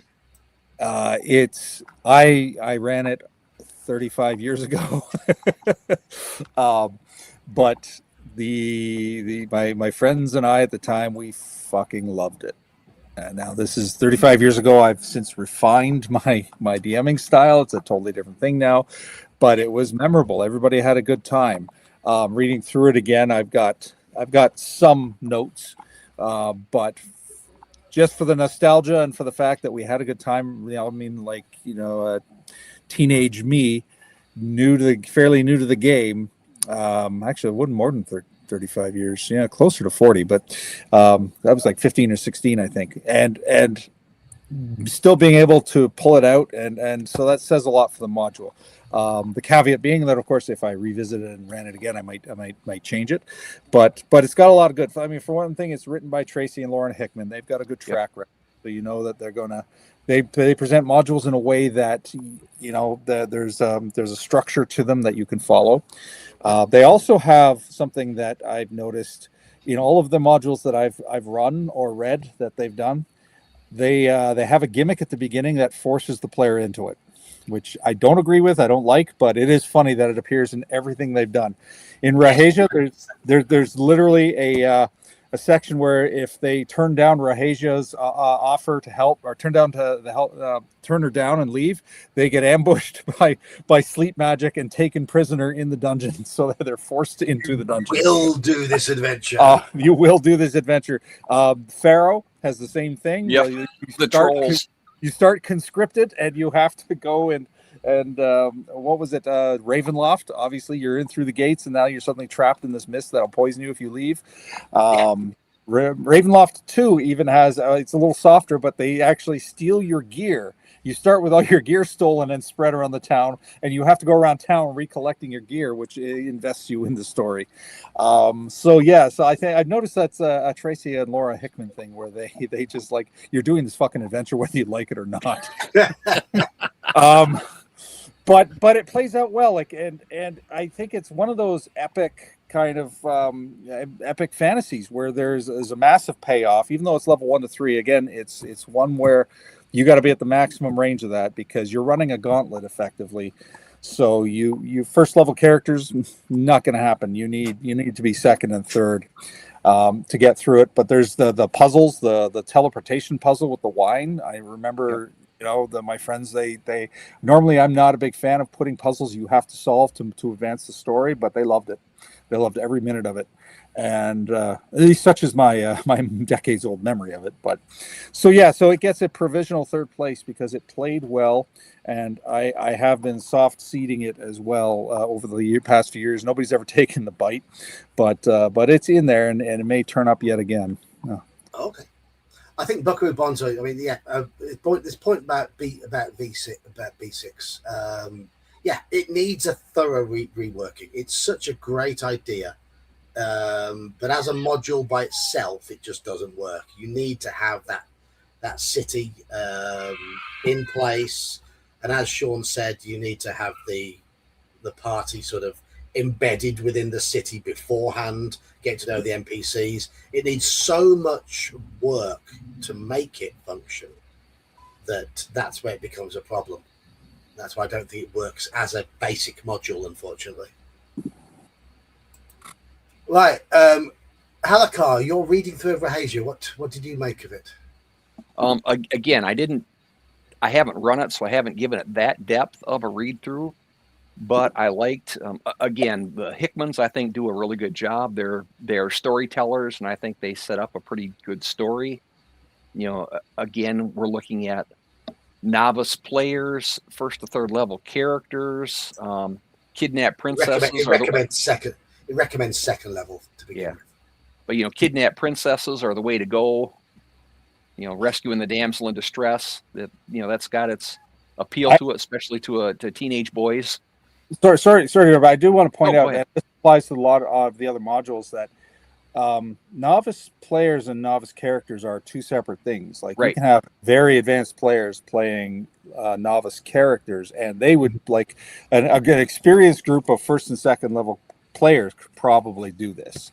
So this isn't necessarily a novice player module, but I think that's an important distinction for a lot of these modules, that experienced players running first level, second level characters are still an elevation above a novice player entirely.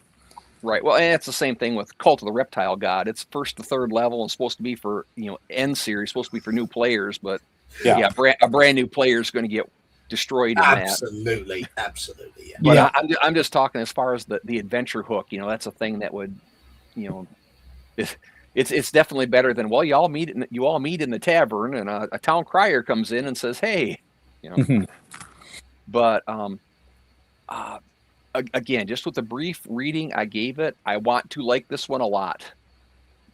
I don't know if I will, and honestly, I don't know if I'll ever run it, because if I do, it'll be many years down the line, because I've got some things, I've got another couple years at least from the campaign I'm running right now before they figure out the third main story arc, and then I want to do the Lost City after that. So it'd probably be a long time before I got to run that, unless it was with a different group on the side. But that gives me plenty of time to work something up. So much D&D, so little time. Yeah, I'm still trying to finish up my readaptation of the Forest Oracle, and that's taken up plenty of time. I will say Rahasia is a far more worthy product than the Forest Oracle, but I can understand your determination to make the Forest Oracle into something better. I just wish I had your persistence. Dan, have you ever experienced Rahasia at all? We tried to run it once, and the whole group just said, "Nah, we're not doing it." Up there, okay. We just didn't like it. So, well, I can understand that, because I know you are. I mean, Dan is very much a hit first, ask questions later type player, and if the rest of his players are remotely like him, then the premise of Rahasia isn't going to sing for that sort of group. There's a level of intrigue, and you got to play it. I thought the artwork was awesome. The maps were all right, but I don't know if it was the DM or our group, and it was a constant group. A lot of us very good friends, dated each other, some of us. Hey, Sarah approves. Yes. But oh, yes. It just didn't sit well with the group, and we told the DM, we're not going to run it. So, well, yeah. I've never run it, and I've never played it, and I read it. I've browsed it before, browsed the PDF of it before, but I had a better flick through of it last week when we were planning to do this stream last week. And what I can say is I'm not so hot on Hickman's writing style. I love the fact that Tracy Hickman has a great imagination, and I think he put some fantastic ideas into his adventures. But I think to describe him as heavy-handed is an understatement. Yeah, he's got 200-kilogram lead weights in his hands sometimes.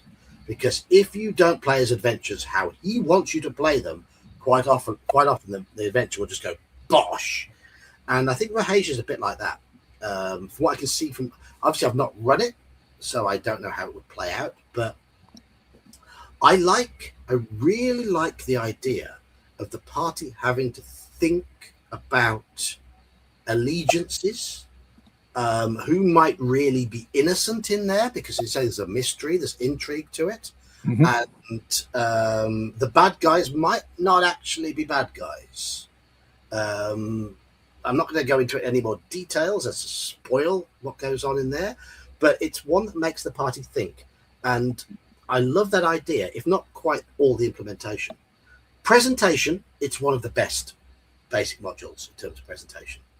Maps great, artwork great, good cover. It looks professional. It looks like it is a solid product, and I want to give it a chance. I want to run it at some point. It has piqued my interest. For that reason, I'm putting it there, well above B6. I think Rahasia as a one shot would be great if you got the dedicated players and you give them like level 3 characters and you're good. But if you're finessing it into a campaign, it would really sing if you built up to the assault on the temple, right, onto the Great Temple, and had that intrigue and had the connection to Rahasia because she's an elven princess, especially if you have an elf in your group, and if you really just slow build to it to the point where they're like, yes, we will help you, we're going to take on this temple, it would really work, it would really sing. And then if you have lower level characters, the slow build would for a campaign give you the time to give them the XP they need to survive. Yes, because it is tougher. It is a tough adventure. Just glancing at the potential encounters, if it goes tits up, it could go horrible. Michael's saying that he ran B7 Rahasia during the pandemic and it worked very well. I mean, from reading it, I can see it would. It's a sort of module. It looks pretty solidly written. So it's one of those adventures that I'm glad I had a good browse through it last week, because I'm thinking, I could quite enjoy this. So, Journey to the Rock. Dun, dun, dun. Has anyone else got any experience of Journey to the Rock before we throw Sean in on this one? I do not have that one. No, none. Right. Go on, Sean. Okay, so it's a pretty middling module. It's not terrible. It's not awful. It's got some interesting things. It's like 3 separate paths, so you can run it a couple of times and get some different out of it. I ran it for my AD&D second ed group probably about 17 years ago, and it played well. One of the NPCs in the module, a gnome called Robern Sternslate, Rob the Rube, ended up becoming a comedic recurring character in my overall campaign. So that was something fun to take away from it. There's a little bit of a wilderness, so it's a good introduction to a wilderness journey, even though it's not super intense. But it has kind of got a funny setup. It's like you've got this high-level warrior who needs the PCs to do this job for him. It's like, well, why don't you do it? You're 7th level,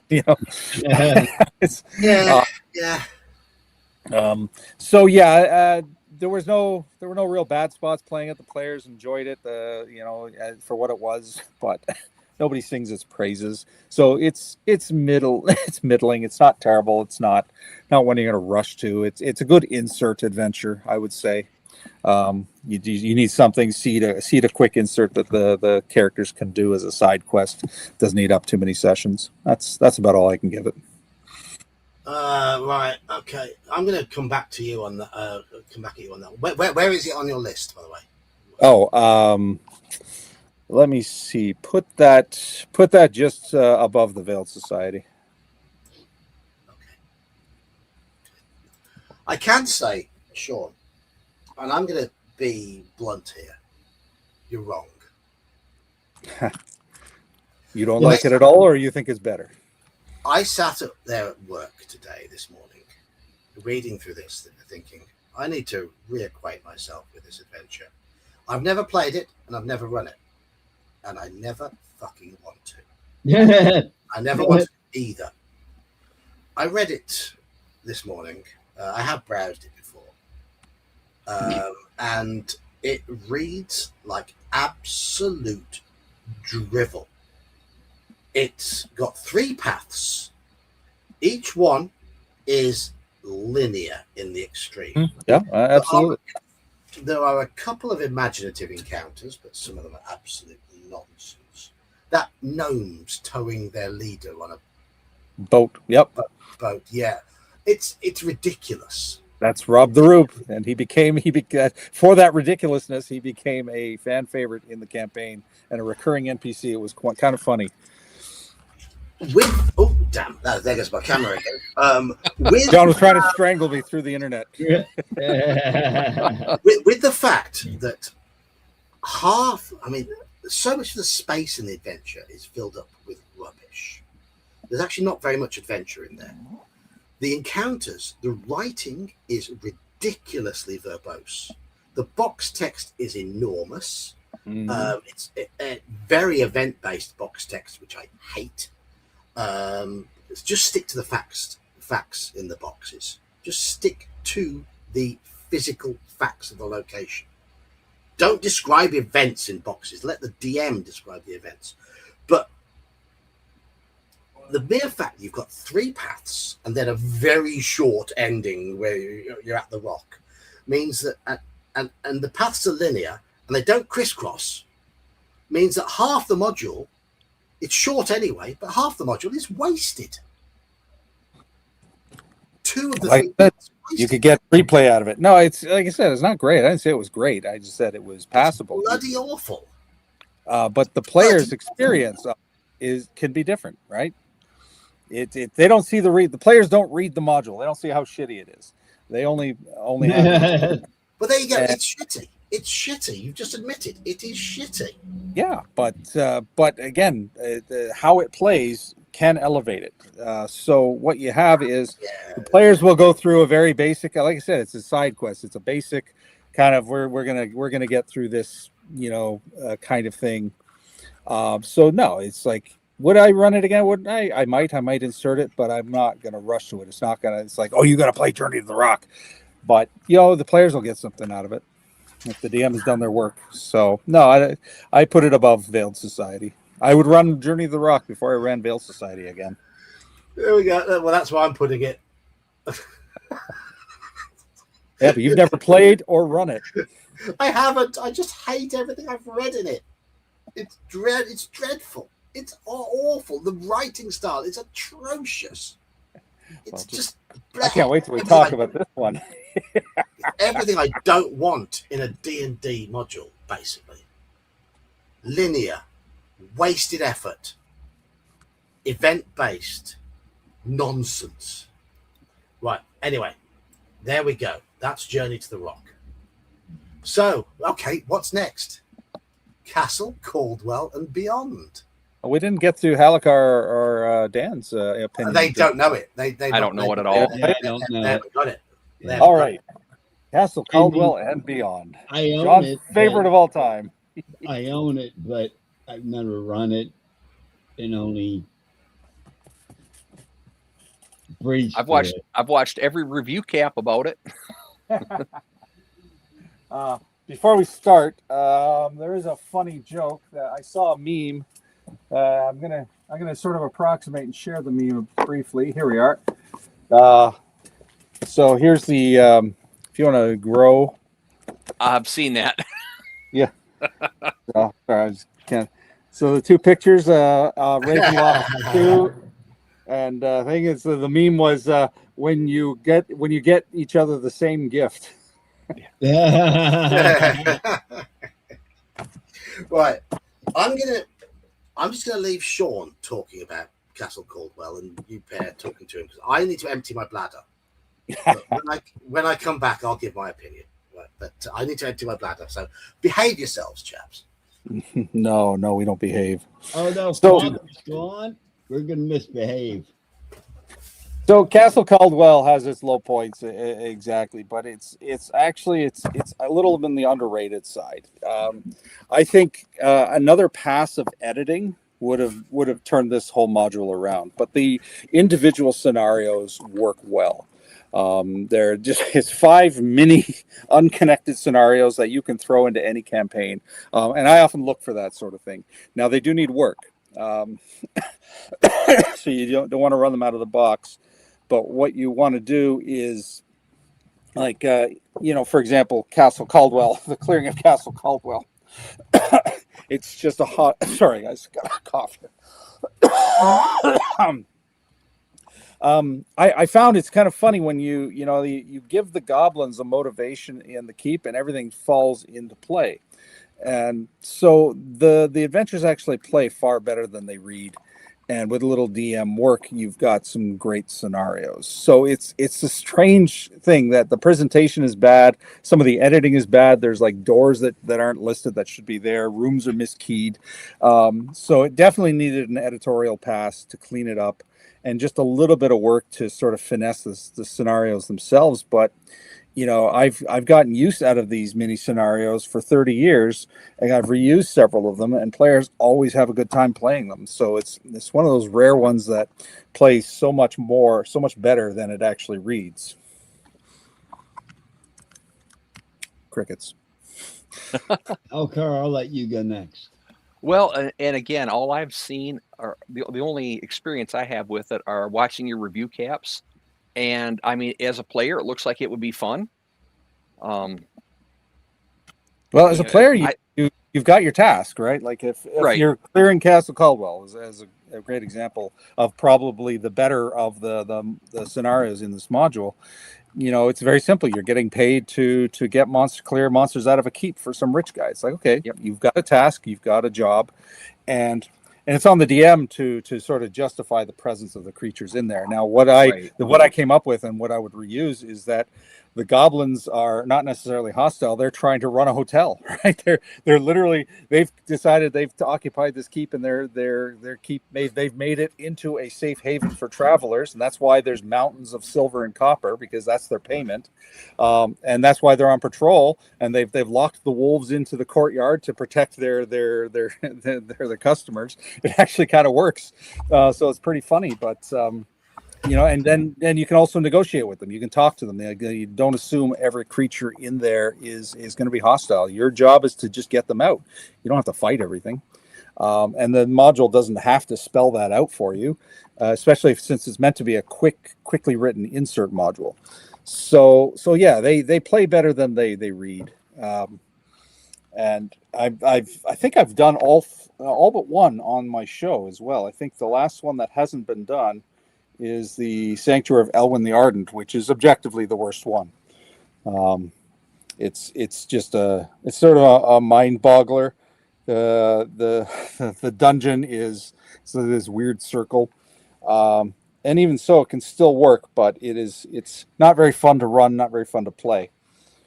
And the idea that in these 10-foot corridors at the end of going in this circle to a spiral circle into the center, and all the corridors are 10 feet, there's a dragon at the end of it. It's like, how did the dragon get in there, right?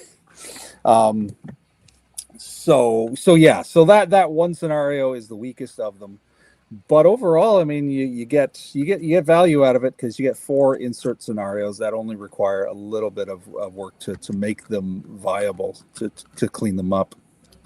That's my opinion. and I like those. I mean, same thing with the Book of Layers. I get a lot of use out of those. Yeah, as well. yeah, exactly. Yeah, Here's a quick scenario. Yeah. So Yeah, actually, over the weekend we just did the one out of that with 120 kobolds, because I had a couple players that couldn't make it, so we decided to do something with everybody's, all the secondary characters, the henchmen, and the things like that. So yeah, something like that you can easily plug in with not a whole lot of work beforehand. Those are always useful. But again, I've never the Elwyn one, that one is in the B1 to 9 collection. And I just briefly looked at it, and same thing. How they must have brought that dragon in as an egg, and it just hatched and grew somehow. Or it's a long, thin dragon, not a fat dragon. They can Right, or one of the polymorph kind, but yeah. But yeah, it's not great. But the others work. The others work fairly well. So yeah, no, it's not terrible. I know John's opinion of it, but the scenarios do play well enough that it's worth recommending. Just with a little work. So, Halakar and Dan, have you been helping Sean give his with opinions here? Not yet. Do you want your own little podiums to speak on before I give my opinion of this one? No, I don't have. Like I said, I've only seen John's review. I mean, I've only seen Sean's review caps of it. I've never read the whole thing. I've never played it or run it. So, Well, I'll let it up to you, John. Do you want to go first or me? You go first, Dan. All right. I already know John's opinion, but it has potential. Editing was horrid. Mm-hmm. The adventures, I think, are good for one shots. I think the storyline has no cohesion. Although there are 5 independent scenarios.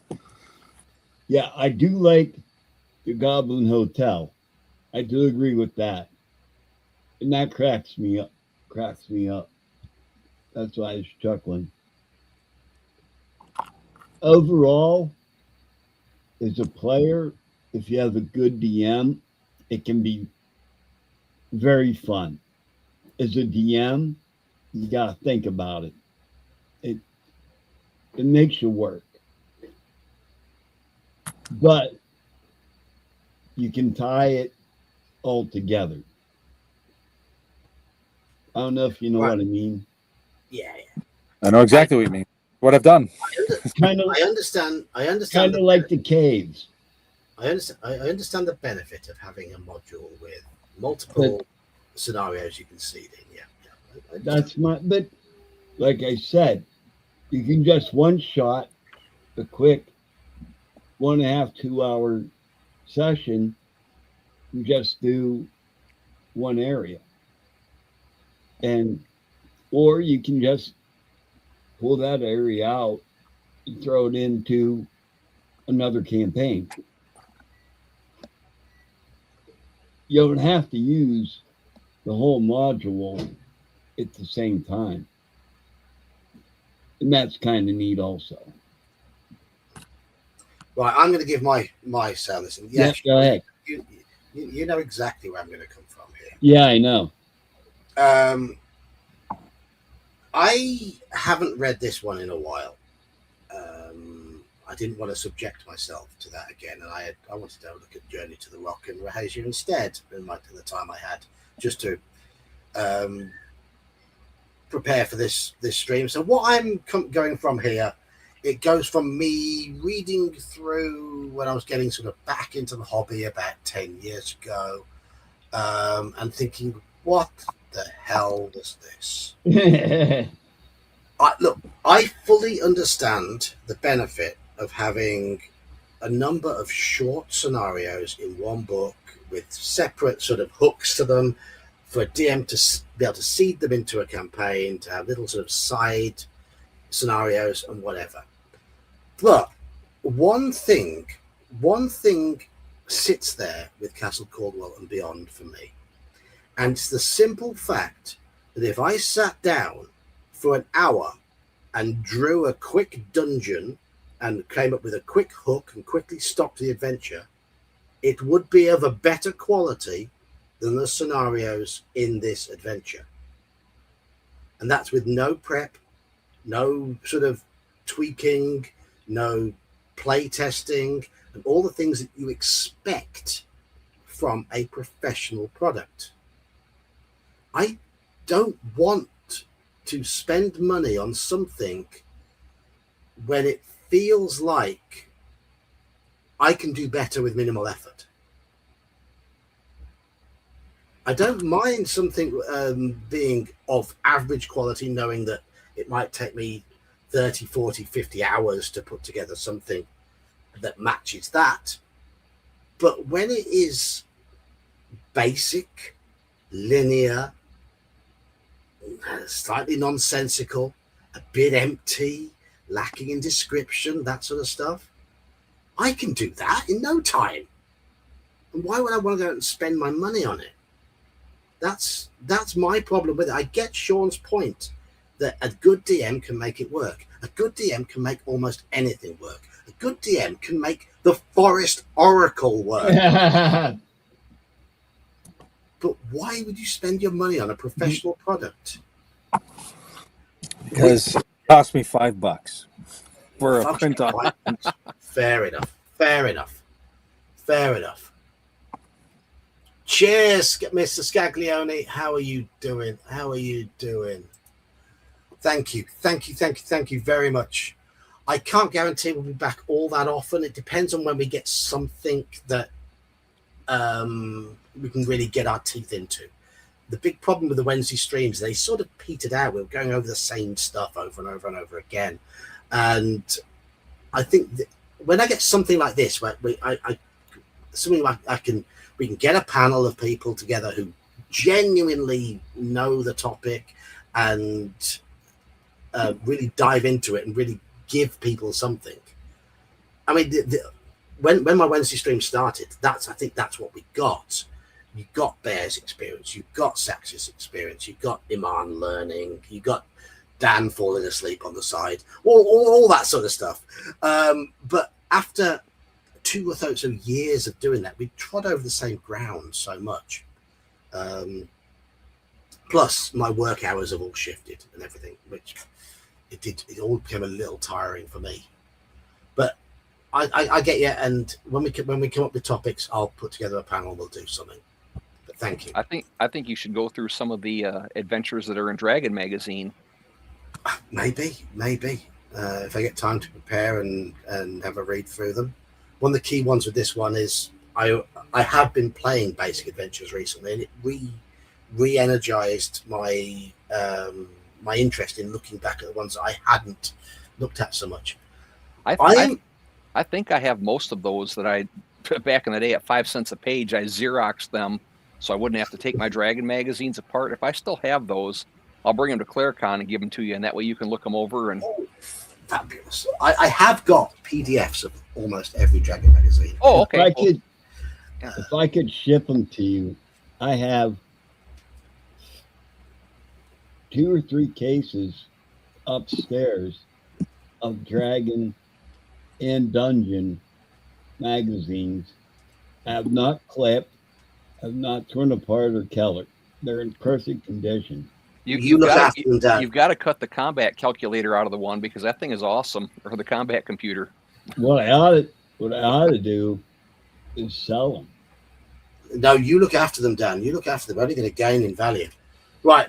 I want people to put where they rank Castle Caldwell and beyond.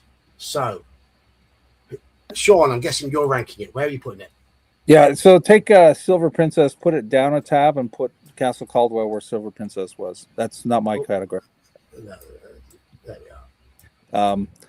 Silver Princess is technically better, but I will replay Castle Caldwell where Silver Princess I will not. It's kind of a weird contrast. Might surprise you, Sean, but I'm going to put Castle Caldwell and beyond above Journey to the Rock. At least it has more content to it. But that's there. Anybody else want to know enough about Castle Caldwell to put it somewhere? Yeah, I would put it a step above the Veiled Society. Again, I've never played it, never run it, but just watching the videos of it, it looked like it had interest, and I do like the ones that have some things I can easily pull out. And in my number 5 spot, I would put Rahasia, even though I've never run it. It's one that interests me. Dan, as I haven't got like a little avatar for you for the ranking thing, I'll come to you at the end and get the ranking from you for where you would put the various modules. All right. What I'm going to do actually is I'm going to write here. Let's get some right now. Here. Right now, I'm thinking 4th.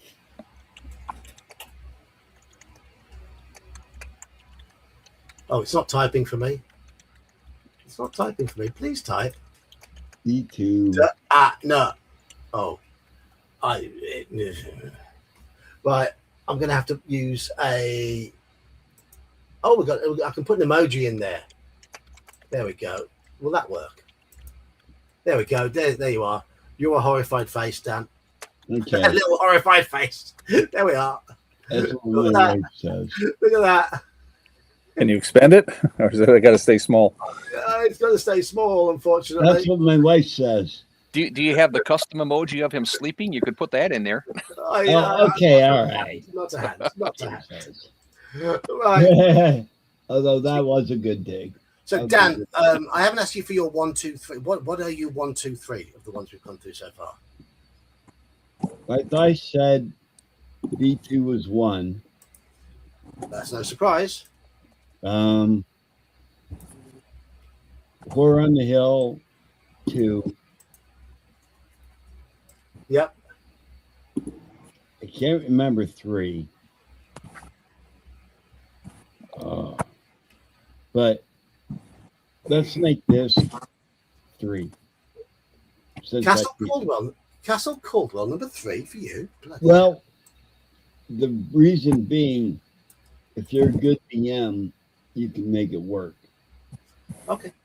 Have a think about where you'd put the other ones we've talked about, and I'll In fact, get yourself a pencil and paper and jot down your ranking, and I'll come to you for that in a bit. Right, we've done Castle Caldwell and Beyond. Now we come to B10, Night's Dark Terror. Is that a print-on-demand copy, Sean? It is, yeah. Yeah, sadly so far. Think I can afford the real thing? Jesus. No. So this is one I really, really want to run. It looks amazing.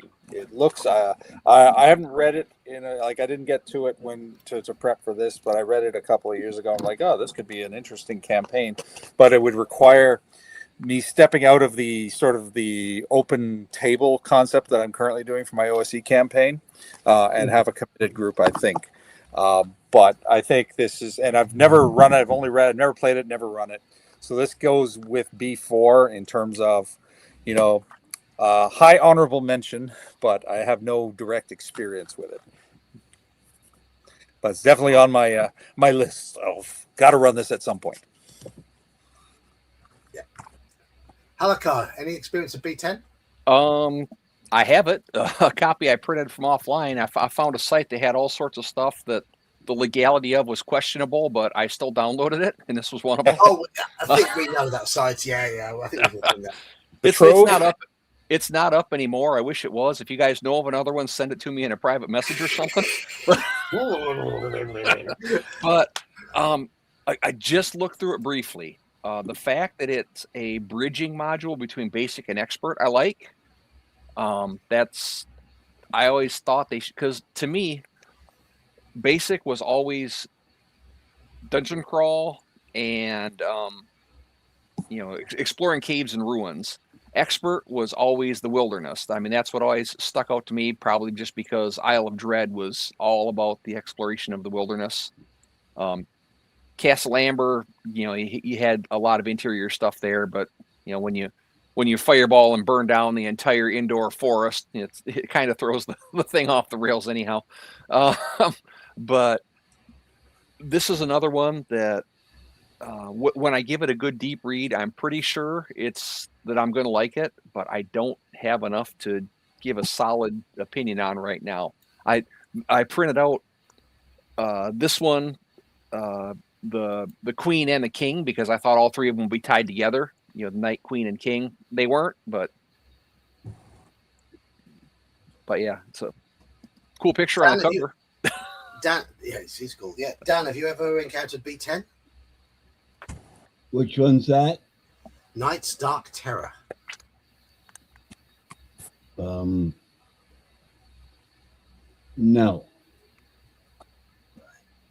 Yeah, it's a mega module too. This is a thick one. It's a big one. Yeah. Yeah. I did finish out my list though. It's got. My print on demand has the battle system counters in there in case you want to run that. Right, for me, any adventure that gives you the option to run mass battles, it gives you 12 pages of big maps, 10, 12 pages of big maps that are good to look at, well designed, and fairly straightforward to use. You've got multiple pages of new monsters. You've got expansion for further adventures. You've got different types of humans and factions in there. It is a campaign, and like others have said, it's a bridging module between basic and expert. And of all the adventures that I own that I've never run, this is the one I most want to run. But, and I'm going to say but here, it's going to take a lot of investment on my part and on the players, because it is a proper campaign. It's not a one-shot. This is an adventure that will fill months and months and months of play. It's not for low-level characters. It's for minimum level of 2, which is fair. It's on the cover. Bills itself as an introductory expert game adventure, but it's given B10. Here in the UK, it was B/X1. either got a different indication. It's really, really well presented, and that's what you get from the UK team. It was written by the UK team. Graham Morris had a hand in it, and Graham Morris, if you're not aware, Tom Moldvay, Gary Gygax, great adventure writers. Graham Morris is up there with them. He had his own style, doesn't gel with everybody, but his attention to detail, his eye for a story, his the lore that he provides for the DM to expand upon, the structure he puts in his adventures, fantastic, absolutely fantastic. So anything that Graham Morris has had a hand in is worth looking at. For me, even though I've not run it, even though I've not played it, my yearning to play it or run it is such that it goes there. I've ranked every single one. I've put a ranking for every single one. I would prefer to run this than any other module apart from the Lost City. If you were to, my ranking is basically based on that fact.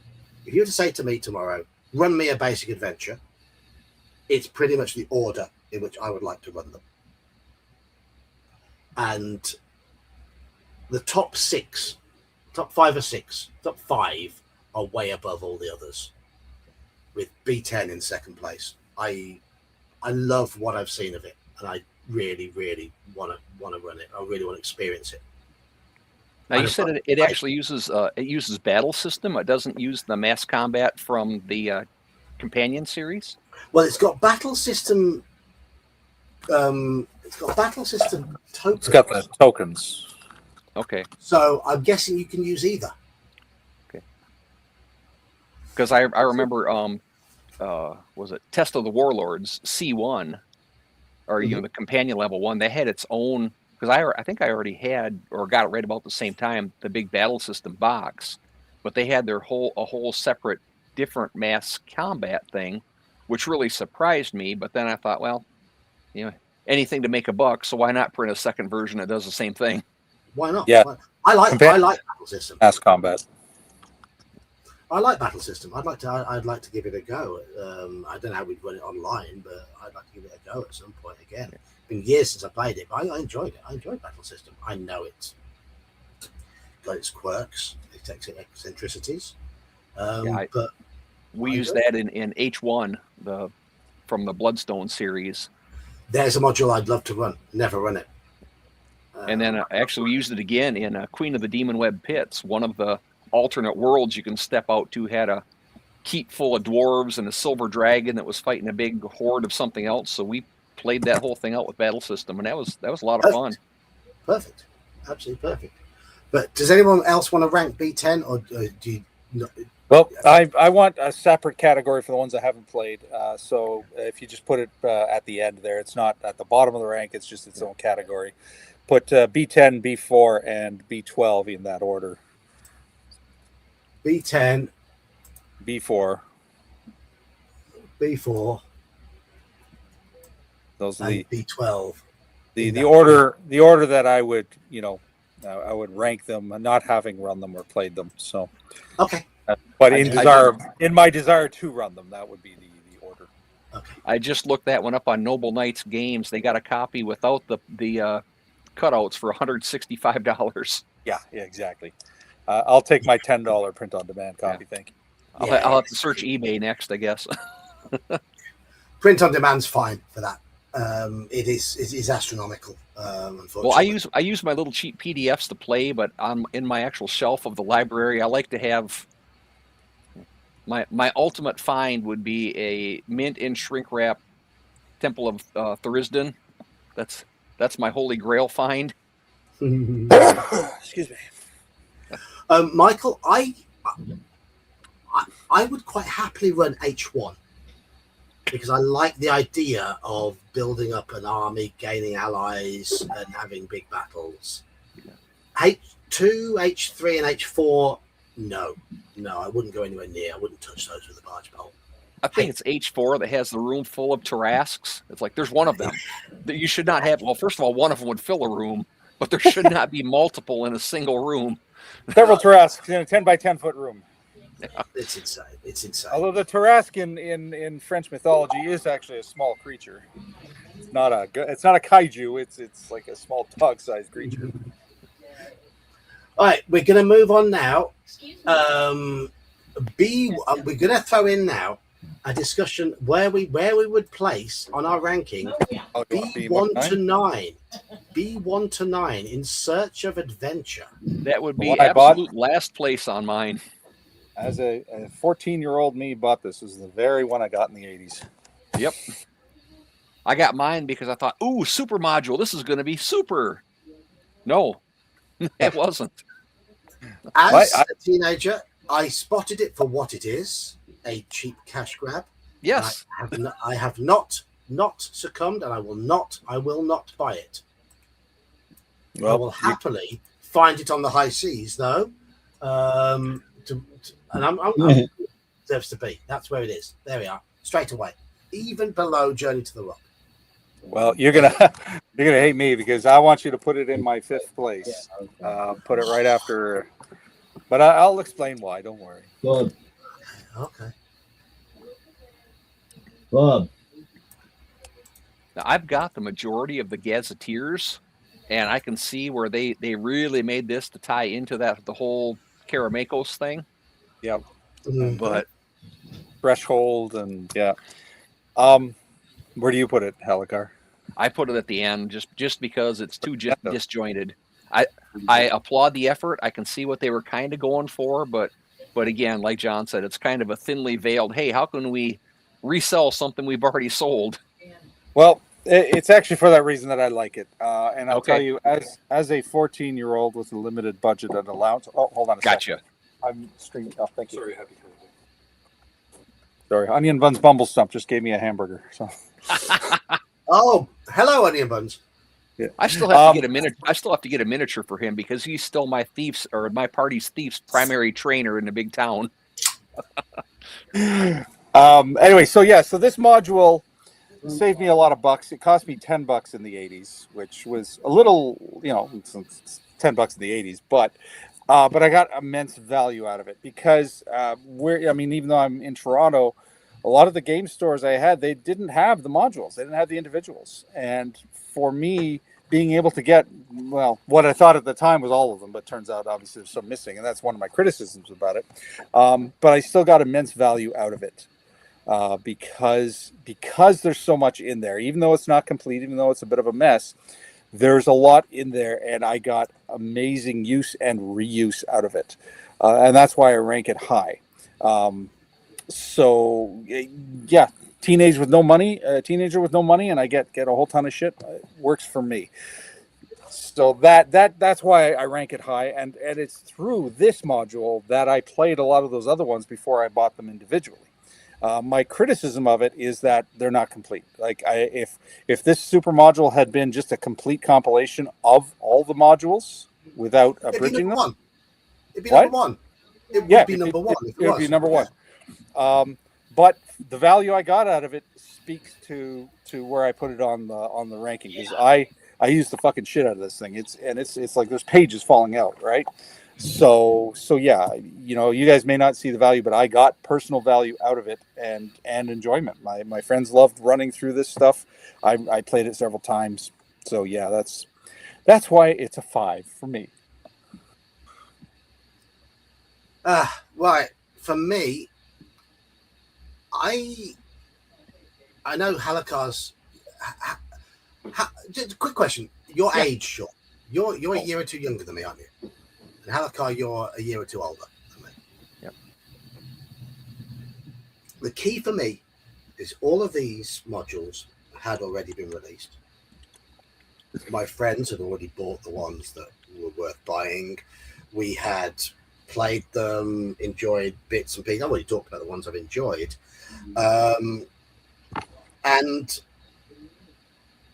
the choice to withdraw the printing of B1 of the original modules B1 to 9 and then repackage them in an abridged form with in case of some of the modules, key parts missing, and then try and cobble together some form of flowchart campaign which made no sense whatsoever.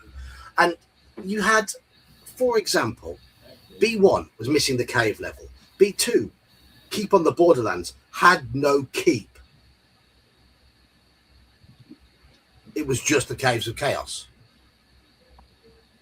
What possessed them to do that?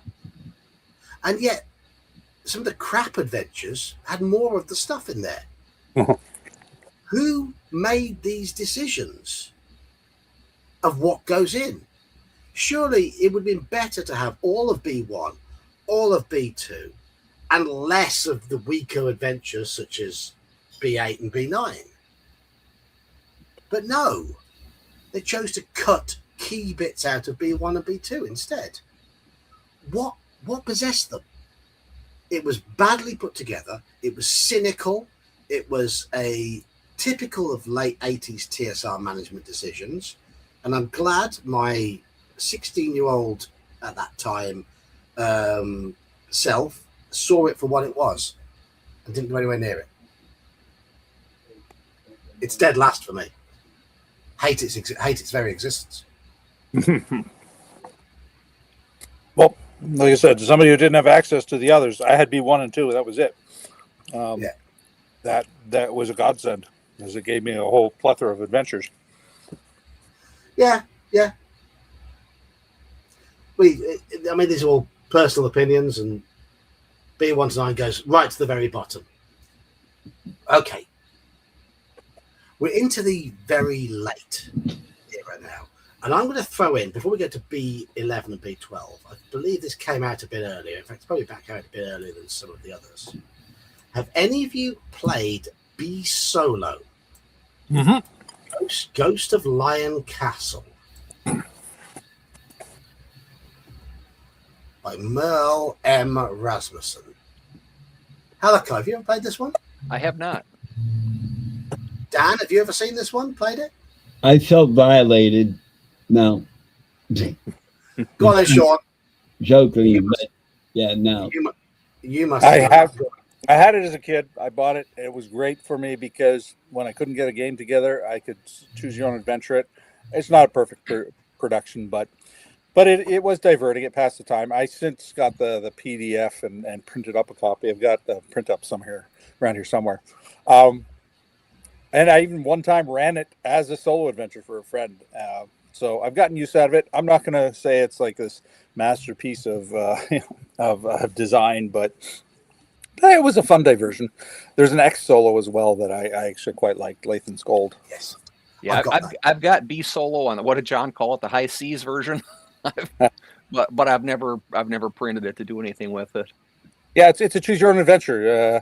You either roll up a character or use one of the pre-gens. They suggest using the pre-gens. It's meant for a low-level mage. Okay. So a basic level mage or an elf. You're likely going to survive with the elf, but and what you do. So the idea is you go through it, and on the module margins, they've actually narrowed the margins so that you can write as a journal. And so what happens is when somebody dies, when you die with a character, you make a note. Okay, died here.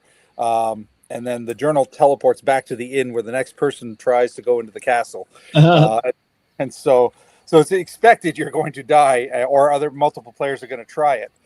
And so then you go through and so you got to solve puzzles, you got to find traps, and you do all the rolls and everything you would normally do. It's just you're playing solo. And yeah, it was surprisingly fun. It's very simple. You will go through. I went with the 3rd level elf with plate armor and still got killed. I was like, fuck. Yeah. Ended up winning with a 1st level mage because I had already cleared the path. But by the time you get through to you're looking at the 1st level characters, all your notes in the journal will guide you, and your experience will take you to where you need to go, so you can get through to the final room. But yeah, it's cute. I hadn't glanced inside this one until Saturday afternoon. I had to do 3 hours of work on Saturday afternoon. It was quiet. So I found a PDF of this online on the high seas, Mm-hmm. Had a little look at how they did it. So I see Michael's enjoyed it, which is fine. I like choose your own adventures. I do a stream every Friday, most Fridays, on fighting fantasy books. I've tried the various choose your own adventures. I've tried some of the ones that D&D offered. Midnight on Dagger Alley. That was poor. Yeah. Maze of the Riddling Minotaur. Those sort of ones. I haven't yet played Lathan's Gold. I'm going to have a look at that. There's another one. There's another one. I think it was from the companion series, like something with the pearls, the silver pearls, or something like that. I've heard that's awful. I haven't looked at it. Curse of the Silver Pearl or something like that. Something like that. Yeah. I think that was one where you had the little red film that you look through to see the invisible writing. Yeah. About to come to that. One thing that I liked about Ghost of Lion Castle is at least the PDF I saw didn't have any of the darkening, reddening. Did the print version have any of the dark? Not at all. There was no reveal, no decoder needed. It's just set up like choose your own adventure. Only you make your own character or choose the pre-gen. Play it, print it up and play it out. You might have fun.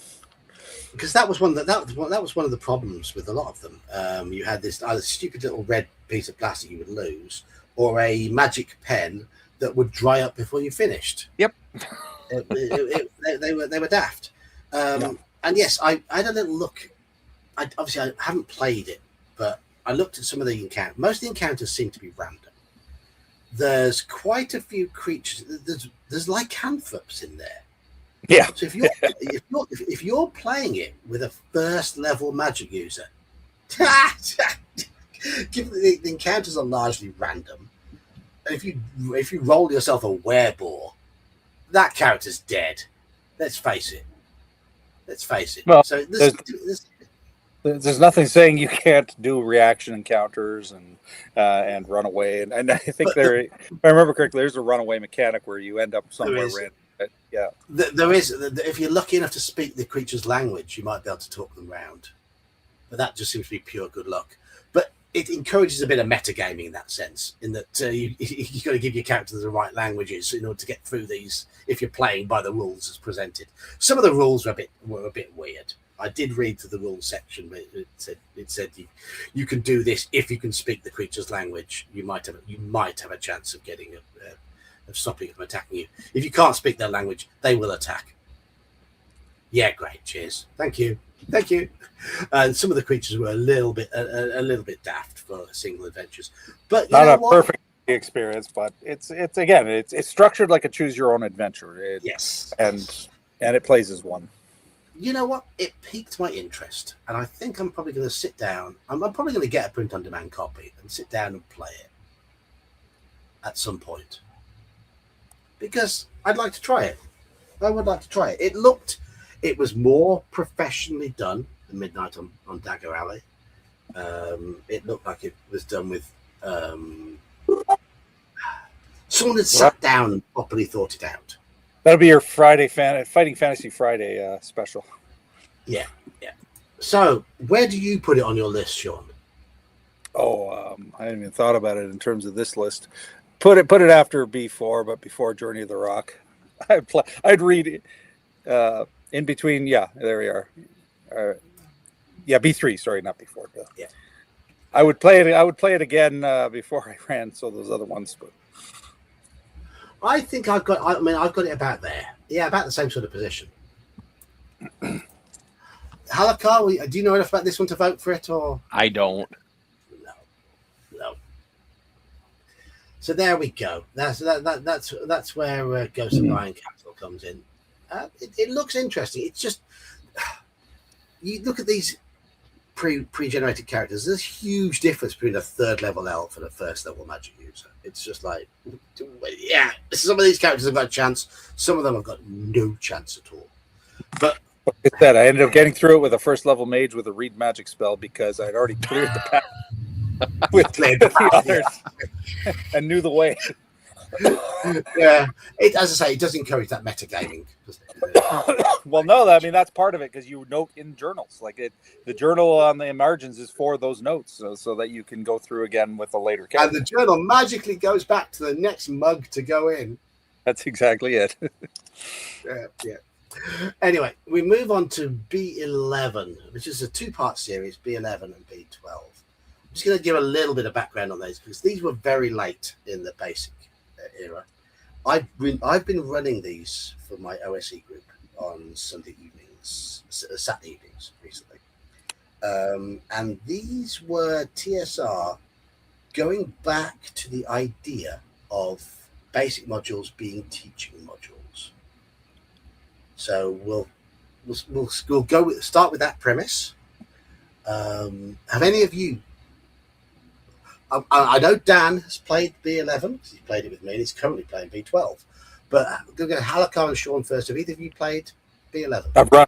I ran it for my second ed game, my second ed group years ago, but I've never played it, but just run it. Halakar, have you any experience with B11? I've read through them, but I haven't run them or played them. They were kind of late additions to my collection, so I looked through them to say that I had looked through them and to mine ideas for things I was in the process of doing, but it's all the farther I got. So, Dan, you played through B11, King's Festival, if you remember. It was where you went into... Just checking, are you there, Dan? Yeah. Yeah.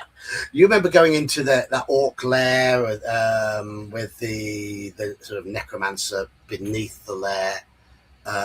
What did you think of that adventure? I enjoyed it. Not going to bash on it. I thought it was fair in the challenge level to think about that. A little more of treasure would have been nice, but any player's going to say that. But no, I liked it. It was. I'm going to say it's good. I will say you missed out on a fair bit of treasure because I ruled that as the orcs are fairly intelligent, they're those that could get out there with some loot that they could grab would do. Yeah. So you missed out by the fact that you didn't clear it out. Yeah, we missed a couple rooms. You did. So, you missed a few bits. Yeah. Okay, Sean, off you go. Well, put it in my sixth category there, right before, in between the super module and before B9. Yeah, I read it for the second ed group. It's definitely not an introductory module. It's a rough one. But I think overall the scenario is okay. It's decent. The idea that the players are at this festival and shit goes down, great scenario. I think it's a little linear. It's done by Carl Sargent, who did Night Below. He has a certain style of writing. He's hit or miss, I think. But I've definitely been seeding it into my current Old School Essentials campaign. But you know me, I like to do it organically. And the King's Festival happens in the autumn. Nobody seems to want, every time I mention, hey, there's a King's Festival, you got to travel a week. Nobody's like, yeah, we don't want to do that. So I was like, all right, it doesn't get played. But eventually it'll get played again. I'm definitely eager to run it again. Again, especially with a little more than I've run it once. So yeah, it's a solid mid-tier. I think it's not terrible, but it's got some issues, and it definitely is a little on the rough side for low-level characters and new players. I think, again, we talked about experienced players versus experienced characters, and I think experienced players with low-level characters could probably do it well, but inexperienced players are going to get butchered. And therein lies the problem. It's not advertised for experienced players or experienced DMs. It's advertised as a teaching module for completely new players and completely new DMs. Well, it does have the mechanic in it for keeping track of time. I mean, That's something that can be helpful to a new player, but that's... And then it's got like the checklist where you mark off everything you've killed, and it tells you how much experience they're worth, so you can just add it up at the end. That is such a good idea. It teaches a little of the bookkeeping, but yeah, just from the brief read of it I did, absolute newbies coming in would just their treasure would become part of the monster's treasure. Yeah, very much so. For me, I love the idea that they went back to basics. And the first half of the module is advice. And most of the advice stands up. Things to do, how to deal with troublesome players, how to deal when the adventure goes a little bit off the rails, how to deal with reactions and things like that. Some of the advice is a bit meh, but most of it is the sort of thing that is useful for new DMs. That checklist page with the monsters and the treasures and the experience points values is something that every adventure should have. The stats presentation is good. Okay, the artwork's abysmal, but the biggest problem it has for me is it doesn't practice what it preaches. The advice talks about using reactions and flexibility and all that sort of stuff. And then the adventure itself, it might be something to do with Carl Sargent's writing style. The adventure itself, it's got a bit of a Hickman-esque feel to the way he writes it. The party will do this. The party will do that. If they don't do that, hit them with this big hammer. And it sets a completely unrealistic time limit on it. Like Sean said, it's rough.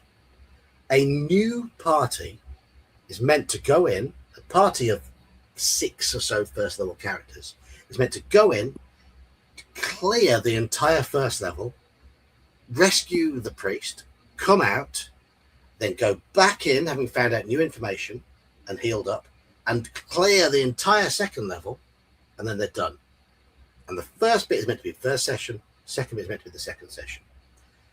I don't think there is a group of players in existence who could take a group of genuine first level novice characters, novice players, novice DM into that first level and clear it out in one go. It can't be done. You come up against 6, 7, 8 orcs at a time. Yeah, and orcs are no slouches. In multiple rooms. So how? It's unrealistic. Yeah, it's a TPK. Yeah. You have, and the module doesn't have anything written in there for because remember, it's meant to teach DMs. It's meant to teach DMs. And there's nothing written in there for what will happen if the party go in, do a hit and run, take out 10, maybe 12 orcs, and then run out and recover. What will then the orcs do? What will the orcs do then? How will they react? Now, I'm an experienced DM, and I adjusted it, because that's what my party did. They went in, cleared 5 or 6 rooms of orcs and other bits and bobs, and buggered off. Because that's what they would do when they were battered and bruised, and they'd lost a couple of characters. But then they went back in again, and did the same again. And there's nothing in the adventure advising DMs how to deal with that. And as it does such a good job of teaching other basic factors to the DM, the fact that it missed all of that out is a problem. I had the fact I changed the locations of orcs. I had the fact that the orcs were now not going to be allowed to drink on duty. Little things like that. The orcs set up some traps, but that's because I've run a load of adventures before. Would a new DM think to do all of that? Maybe, hopefully, but hopefully a teaching module would say to the DM, think about this. Think about how the intelligent enemies would react. It doesn't do that. The module does not practice what it preaches. the adventure, doesn't stand up to the quality of the advice at the start. Anyone got anything to add to that? No, I agree. No? No, it's a fair interpretation. Yeah, if you just remove the whole introductory aspect and treat it like a normal adventure and use both experienced characters and players, you'll have a good time. But yeah, if you're Yes.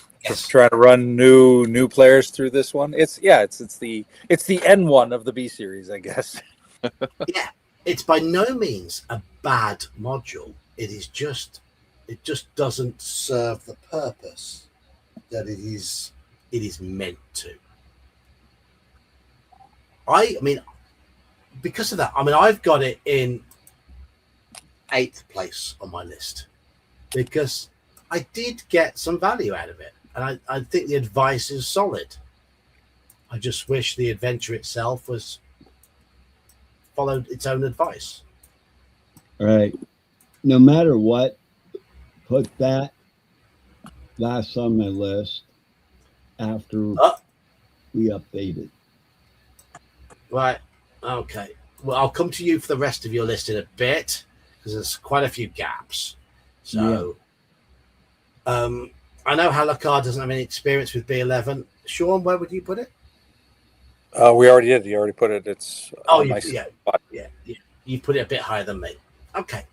So the last one we're looking at is B12, Queen's Harvest. Never played it. Barely even read through it, so I have no opinion. That's why it's on the bottom of my my list of not played. I mean, I may eventually get to it once I redo King's Harvest, but yeah, it's not even on my radar to run currently. Now we are currently playing Halakha. Have you ever had any look at B12? I own it. That's all. I haven't even looked through it. Okay. So we'll go to Dan. Dan, you are currently playing in Queen's Harvest that I'm running. I know you missed the last session because of health reasons. What do you think of it so far? You've had the bit where you go into the cellar, the magician's cellar, and there's various magical traps and stuff. And now you've got the bit where you're trying to gain entry to a fort filled with humanoids. What have you thought about it so far? So far, I've enjoyed it. Okay. That goes back to the Veiled Society. I've enjoyed it because I have a good DM. The module as itself is average. You know what I mean? But you do a good job running it. And I'm not blowing smoke up your ass. Yes, you are.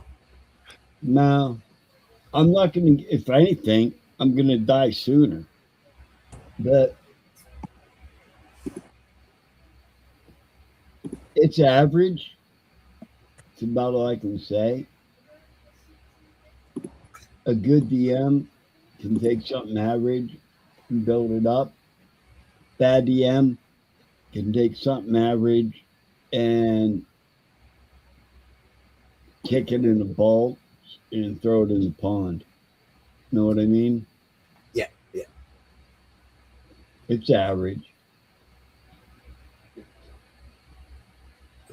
Right. As I'm the only one who's I've run 2/3 of it. I haven't run the last section, the lower dungeon in the fort. But I've been running it for a little while now. And I will say it's one of those modules that is playing better than it reads. Some of it is, not all of it. The premise is that the party finish B11. They find a note which links them to something that kicks off B12. It is a feeble hook at the start. What? Very, very weak hook. And the party arrive at a house to help out. And when they arrive at a house looking for the one the guys mentioned in a letter. And they find that he's long dead. Well, long dead, month or so. He's been dead a little while, so he was never going to read this letter. And it starts off with the first adventure is, oh, by the way, while you're here, you can do this for me. It's a bit shit.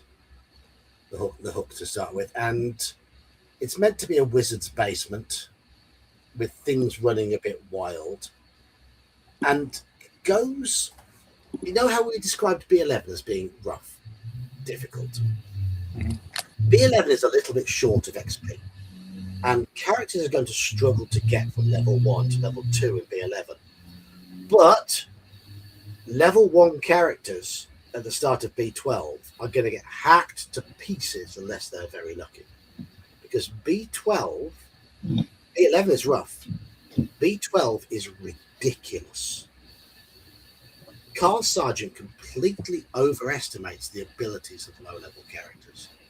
And I'm going to say overestimates the abilities of inexperienced players. My players are pretty experienced, and they had a rough time of it. And they were going through playing very cautiously, very sensibly, and it was still brutally hard. And that's just the first section. There were some real nasty gotcha traps, some real nasty gotcha encounters.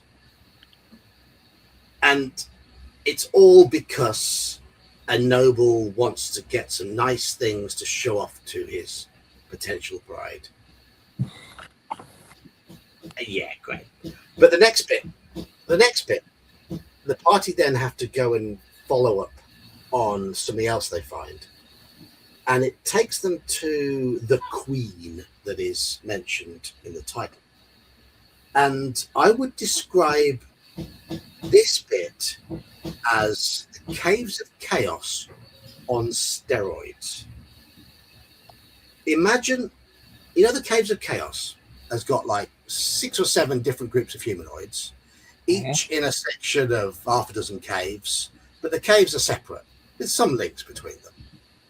Imagine one keep with not many rooms, and you've got goblins, hobgoblins, humans, orcs, and gnolls, and they're all concentrated in their own areas. And each area is one room. So your entire keep is about a dozen rooms. If you go into one of those rooms, it's going to be 18 hobgoblins. If you go into another room, it could be 50 goblins. It's as if the author has looked at the Caves of Chaos and gone, right, I can do this. I'm going to put them all in a keep in fewer rooms in greater numbers. And reading it, it feels horrible. And it also says things along the lines of the party can make multiple incursions into the fort, but because the people who run the fort are really arrogant, they won't think about bolstering their defenses. They won't think about interfering. They'll leave that up to so-and-so. They'll leave that to so-and-so. And it's just an excuse to keep the tougher people down below, or and just make it quite linear in terms of what the party encounter. So reading it feels horrible. However, I've just been running it, and the actual layout of the keep is quite good. It's got choke points. It's got ways for the party to be ingenious. And it's starting to show, and it's starting to shine in that sense. And last session, for example, my party managed to occupy one of the towers because one of the staircases was now blocked because of what they'd done. They managed to take out almost 20 gnolls with missile fire because the gnolls couldn't get to them and were just sitting ducks. And it was because of their good tactics that they managed to do this. And it was good fun. I've enjoyed it. One of my players, he's only just started playing with us, and he says he's been saying how much this feels like an old school, almost wargamey, miniatures gamey style of play, but it's been fun all the same. So this is a module that reads terribly, absolutely abysmally. Its artwork is atrocious, but it's actually playing.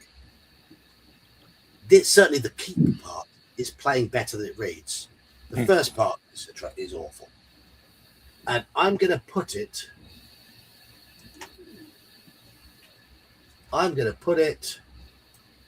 there. Far from perfect, but at least it plays okay. And that is my final list. Anybody want to tweak any of their lists before we move on to Dan getting a list together? No, I'm good with that. Remember, those three on the right for me aren't there at the bottom. They're just ones I haven't played. Halakar, anything you want to tweak? Anything you want to add in? I think I would put Night's Dark Terror at the number 6 spot for me. Again, never played it, but everything sounds good about it. Okay. And then, let's see, after that, I would put Palace of the Silver Princess. Okay. And then move Castle Caldwell up till it's in the next spot available there. Okay. And then all the rest of them I just don't know enough about to have a real opinion. So we'll have to move the bottom 2 up then, won't we? I guess so, yeah. Yeah, and there's a lot, kind of like Sean said, the haven't read but I am interested in. That would be a lot of the other ones there. Like the BSOLO, I'll probably print that one up since I've got it on PDF and give it a shot some rainy day when I can't do anything else. It looks like fun. I mean, certainly browsing through it, I thought it looked like fun. And it's one of the ones it could feasibly move up if I really enjoy playing it, because it does look potentially entertaining. So Dan, so far you've got B2 at the top, followed by B5 and then B9, and you've got B11 lurking somewhere near the bottom. Are there any you want to plug in here to? If you can slide the spots around, Veld Society number 2. Veiled Society number 2. Okay. Well, that's just because my playing experience and the fact that we screwed up your day. And the fact that you got to magic missile an innocent level 0. Yeah, but lawfully aligned person. Yeah, I know. Then at the end, Palace and Rikasha last. So you're gonna go with that. You don't know much about the others. Fair enough. Correct. So there we go. Those are our rankings. Sean has his 3 at the end, which are ranked according to by how much he wants to play them. I've committed myself a little bit more and ranked all of them. Halakar hasn't gone out on a limb with the ones he doesn't know. That is fair enough. But looking at this, for those of us who have run it or played it, The Lost City is number 1. And those of us with a refined palate, B2 is number 1. Yeah, there you go. And Sean, when you come to run or play The Lost City, we'll find out. Whether in my opinion, 100%. Yeah. So who is the murder hobos? Dan, definitely. B2, as expected, features consistently well, as does B1. And B5 is consistent. Rahasia has got, apart from Dan didn't want, after starting it, didn't want to complete it. The rest of us are quite positive about it. And it's quite obvious which ones are the turds. Journey to the Rock. Turd. Yeah. And apart from Dan, I mean, Dan's only played the Veil Society. Dan, I'll send you a PDF. I thought that was awesome. I mean, just because, have a read. Have a read. We ruined your day. It was great. This still speaks to his experience of playing it. It was made good, and that's another thing about modules. And I say this all the time: is some of them they don't read well, but the experience just works. Oh, you should have heard John. He's like, "What are you guys doing?" And I'm shooting people in the face. Somebody stabbing somebody in a bar room. Setting fire to random people's homes. Oh, yeah, great. Thank you. Yeah. Yeah. I'm glad you all had fun.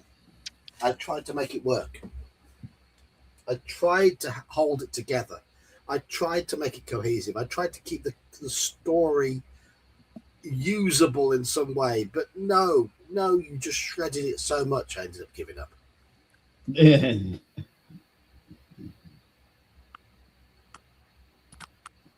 Yes, Halakar, correct.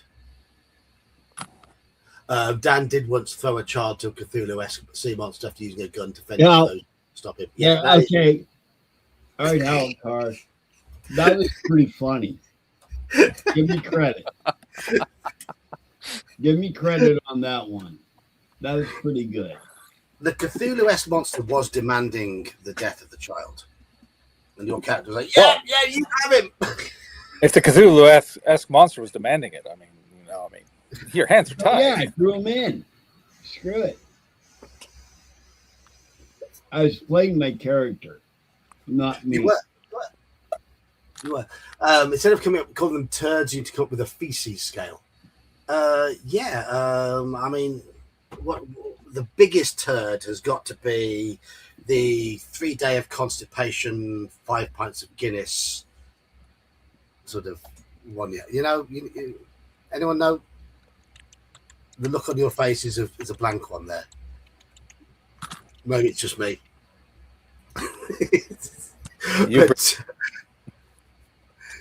Opioid-induced constipation level.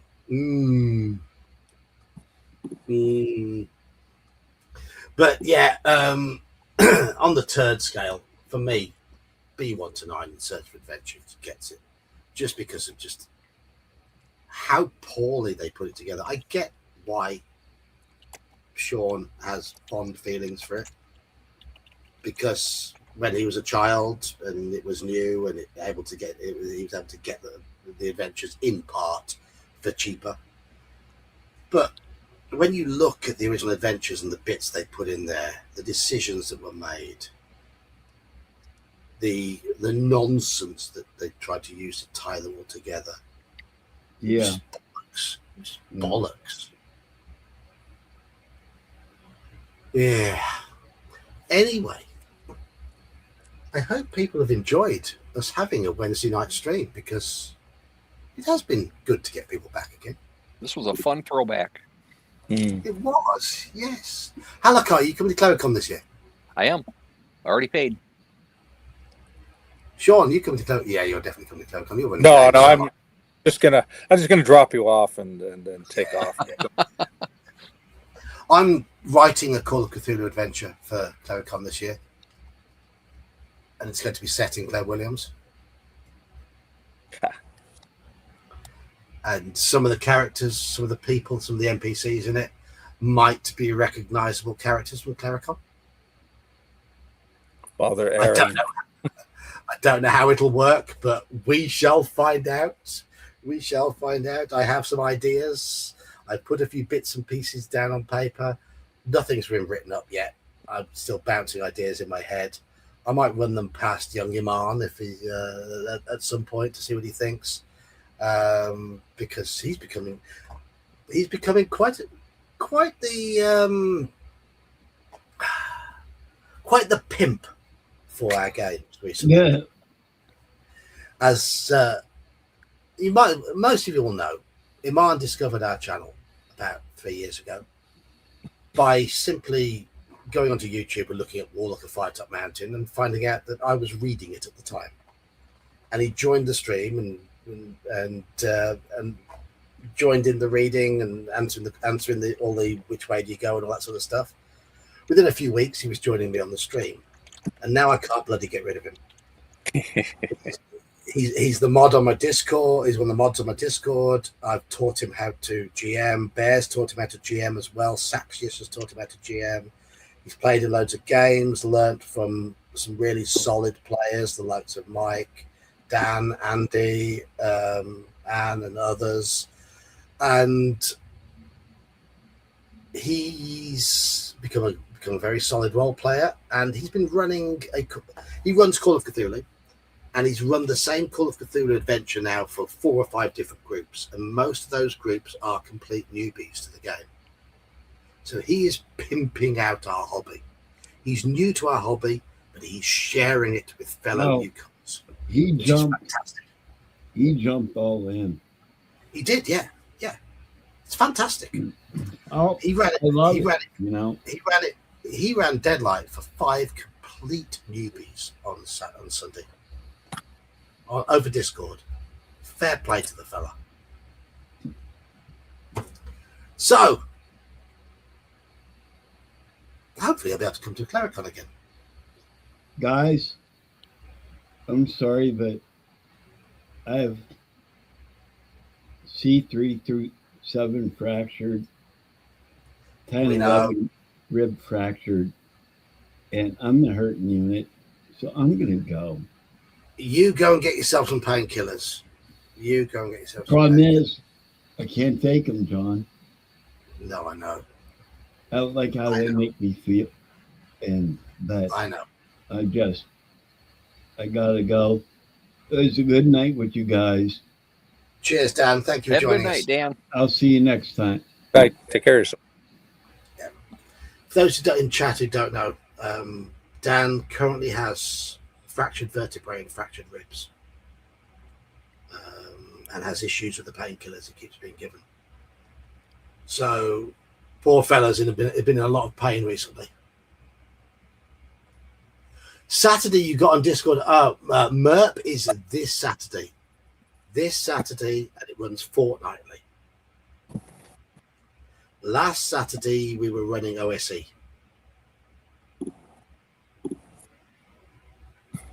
So it's fortnightly, and if you mark down first week in July as the first one, then so this week we have Brian's game, which is OSE, in the early slot, and my MERP game in the later slot. Then next week I'm running OSE. And then a week after that, it's Brian's game in the early slot, my MERP game in the later slot. And then the week after that, I'm running OSE, and so on. So MERP is the later game on alternate Saturdays. Right. Cheers, fellas. Thank you, Sean. Thank you, Halakar. Thank you for joining me. Thank you for popping by. It's been a fun stream. Thank you, chat, for joining in. I didn't have as many votes as I thought, but it doesn't matter. You can see our opinions of the basic modules. I think our discussions were pretty constructive and pretty fair, and you can see which modules generally we like and why we like them. But I've got work in the morning, so I'm going to bugger off. Good night, everyone. Have a good one. Good night, all.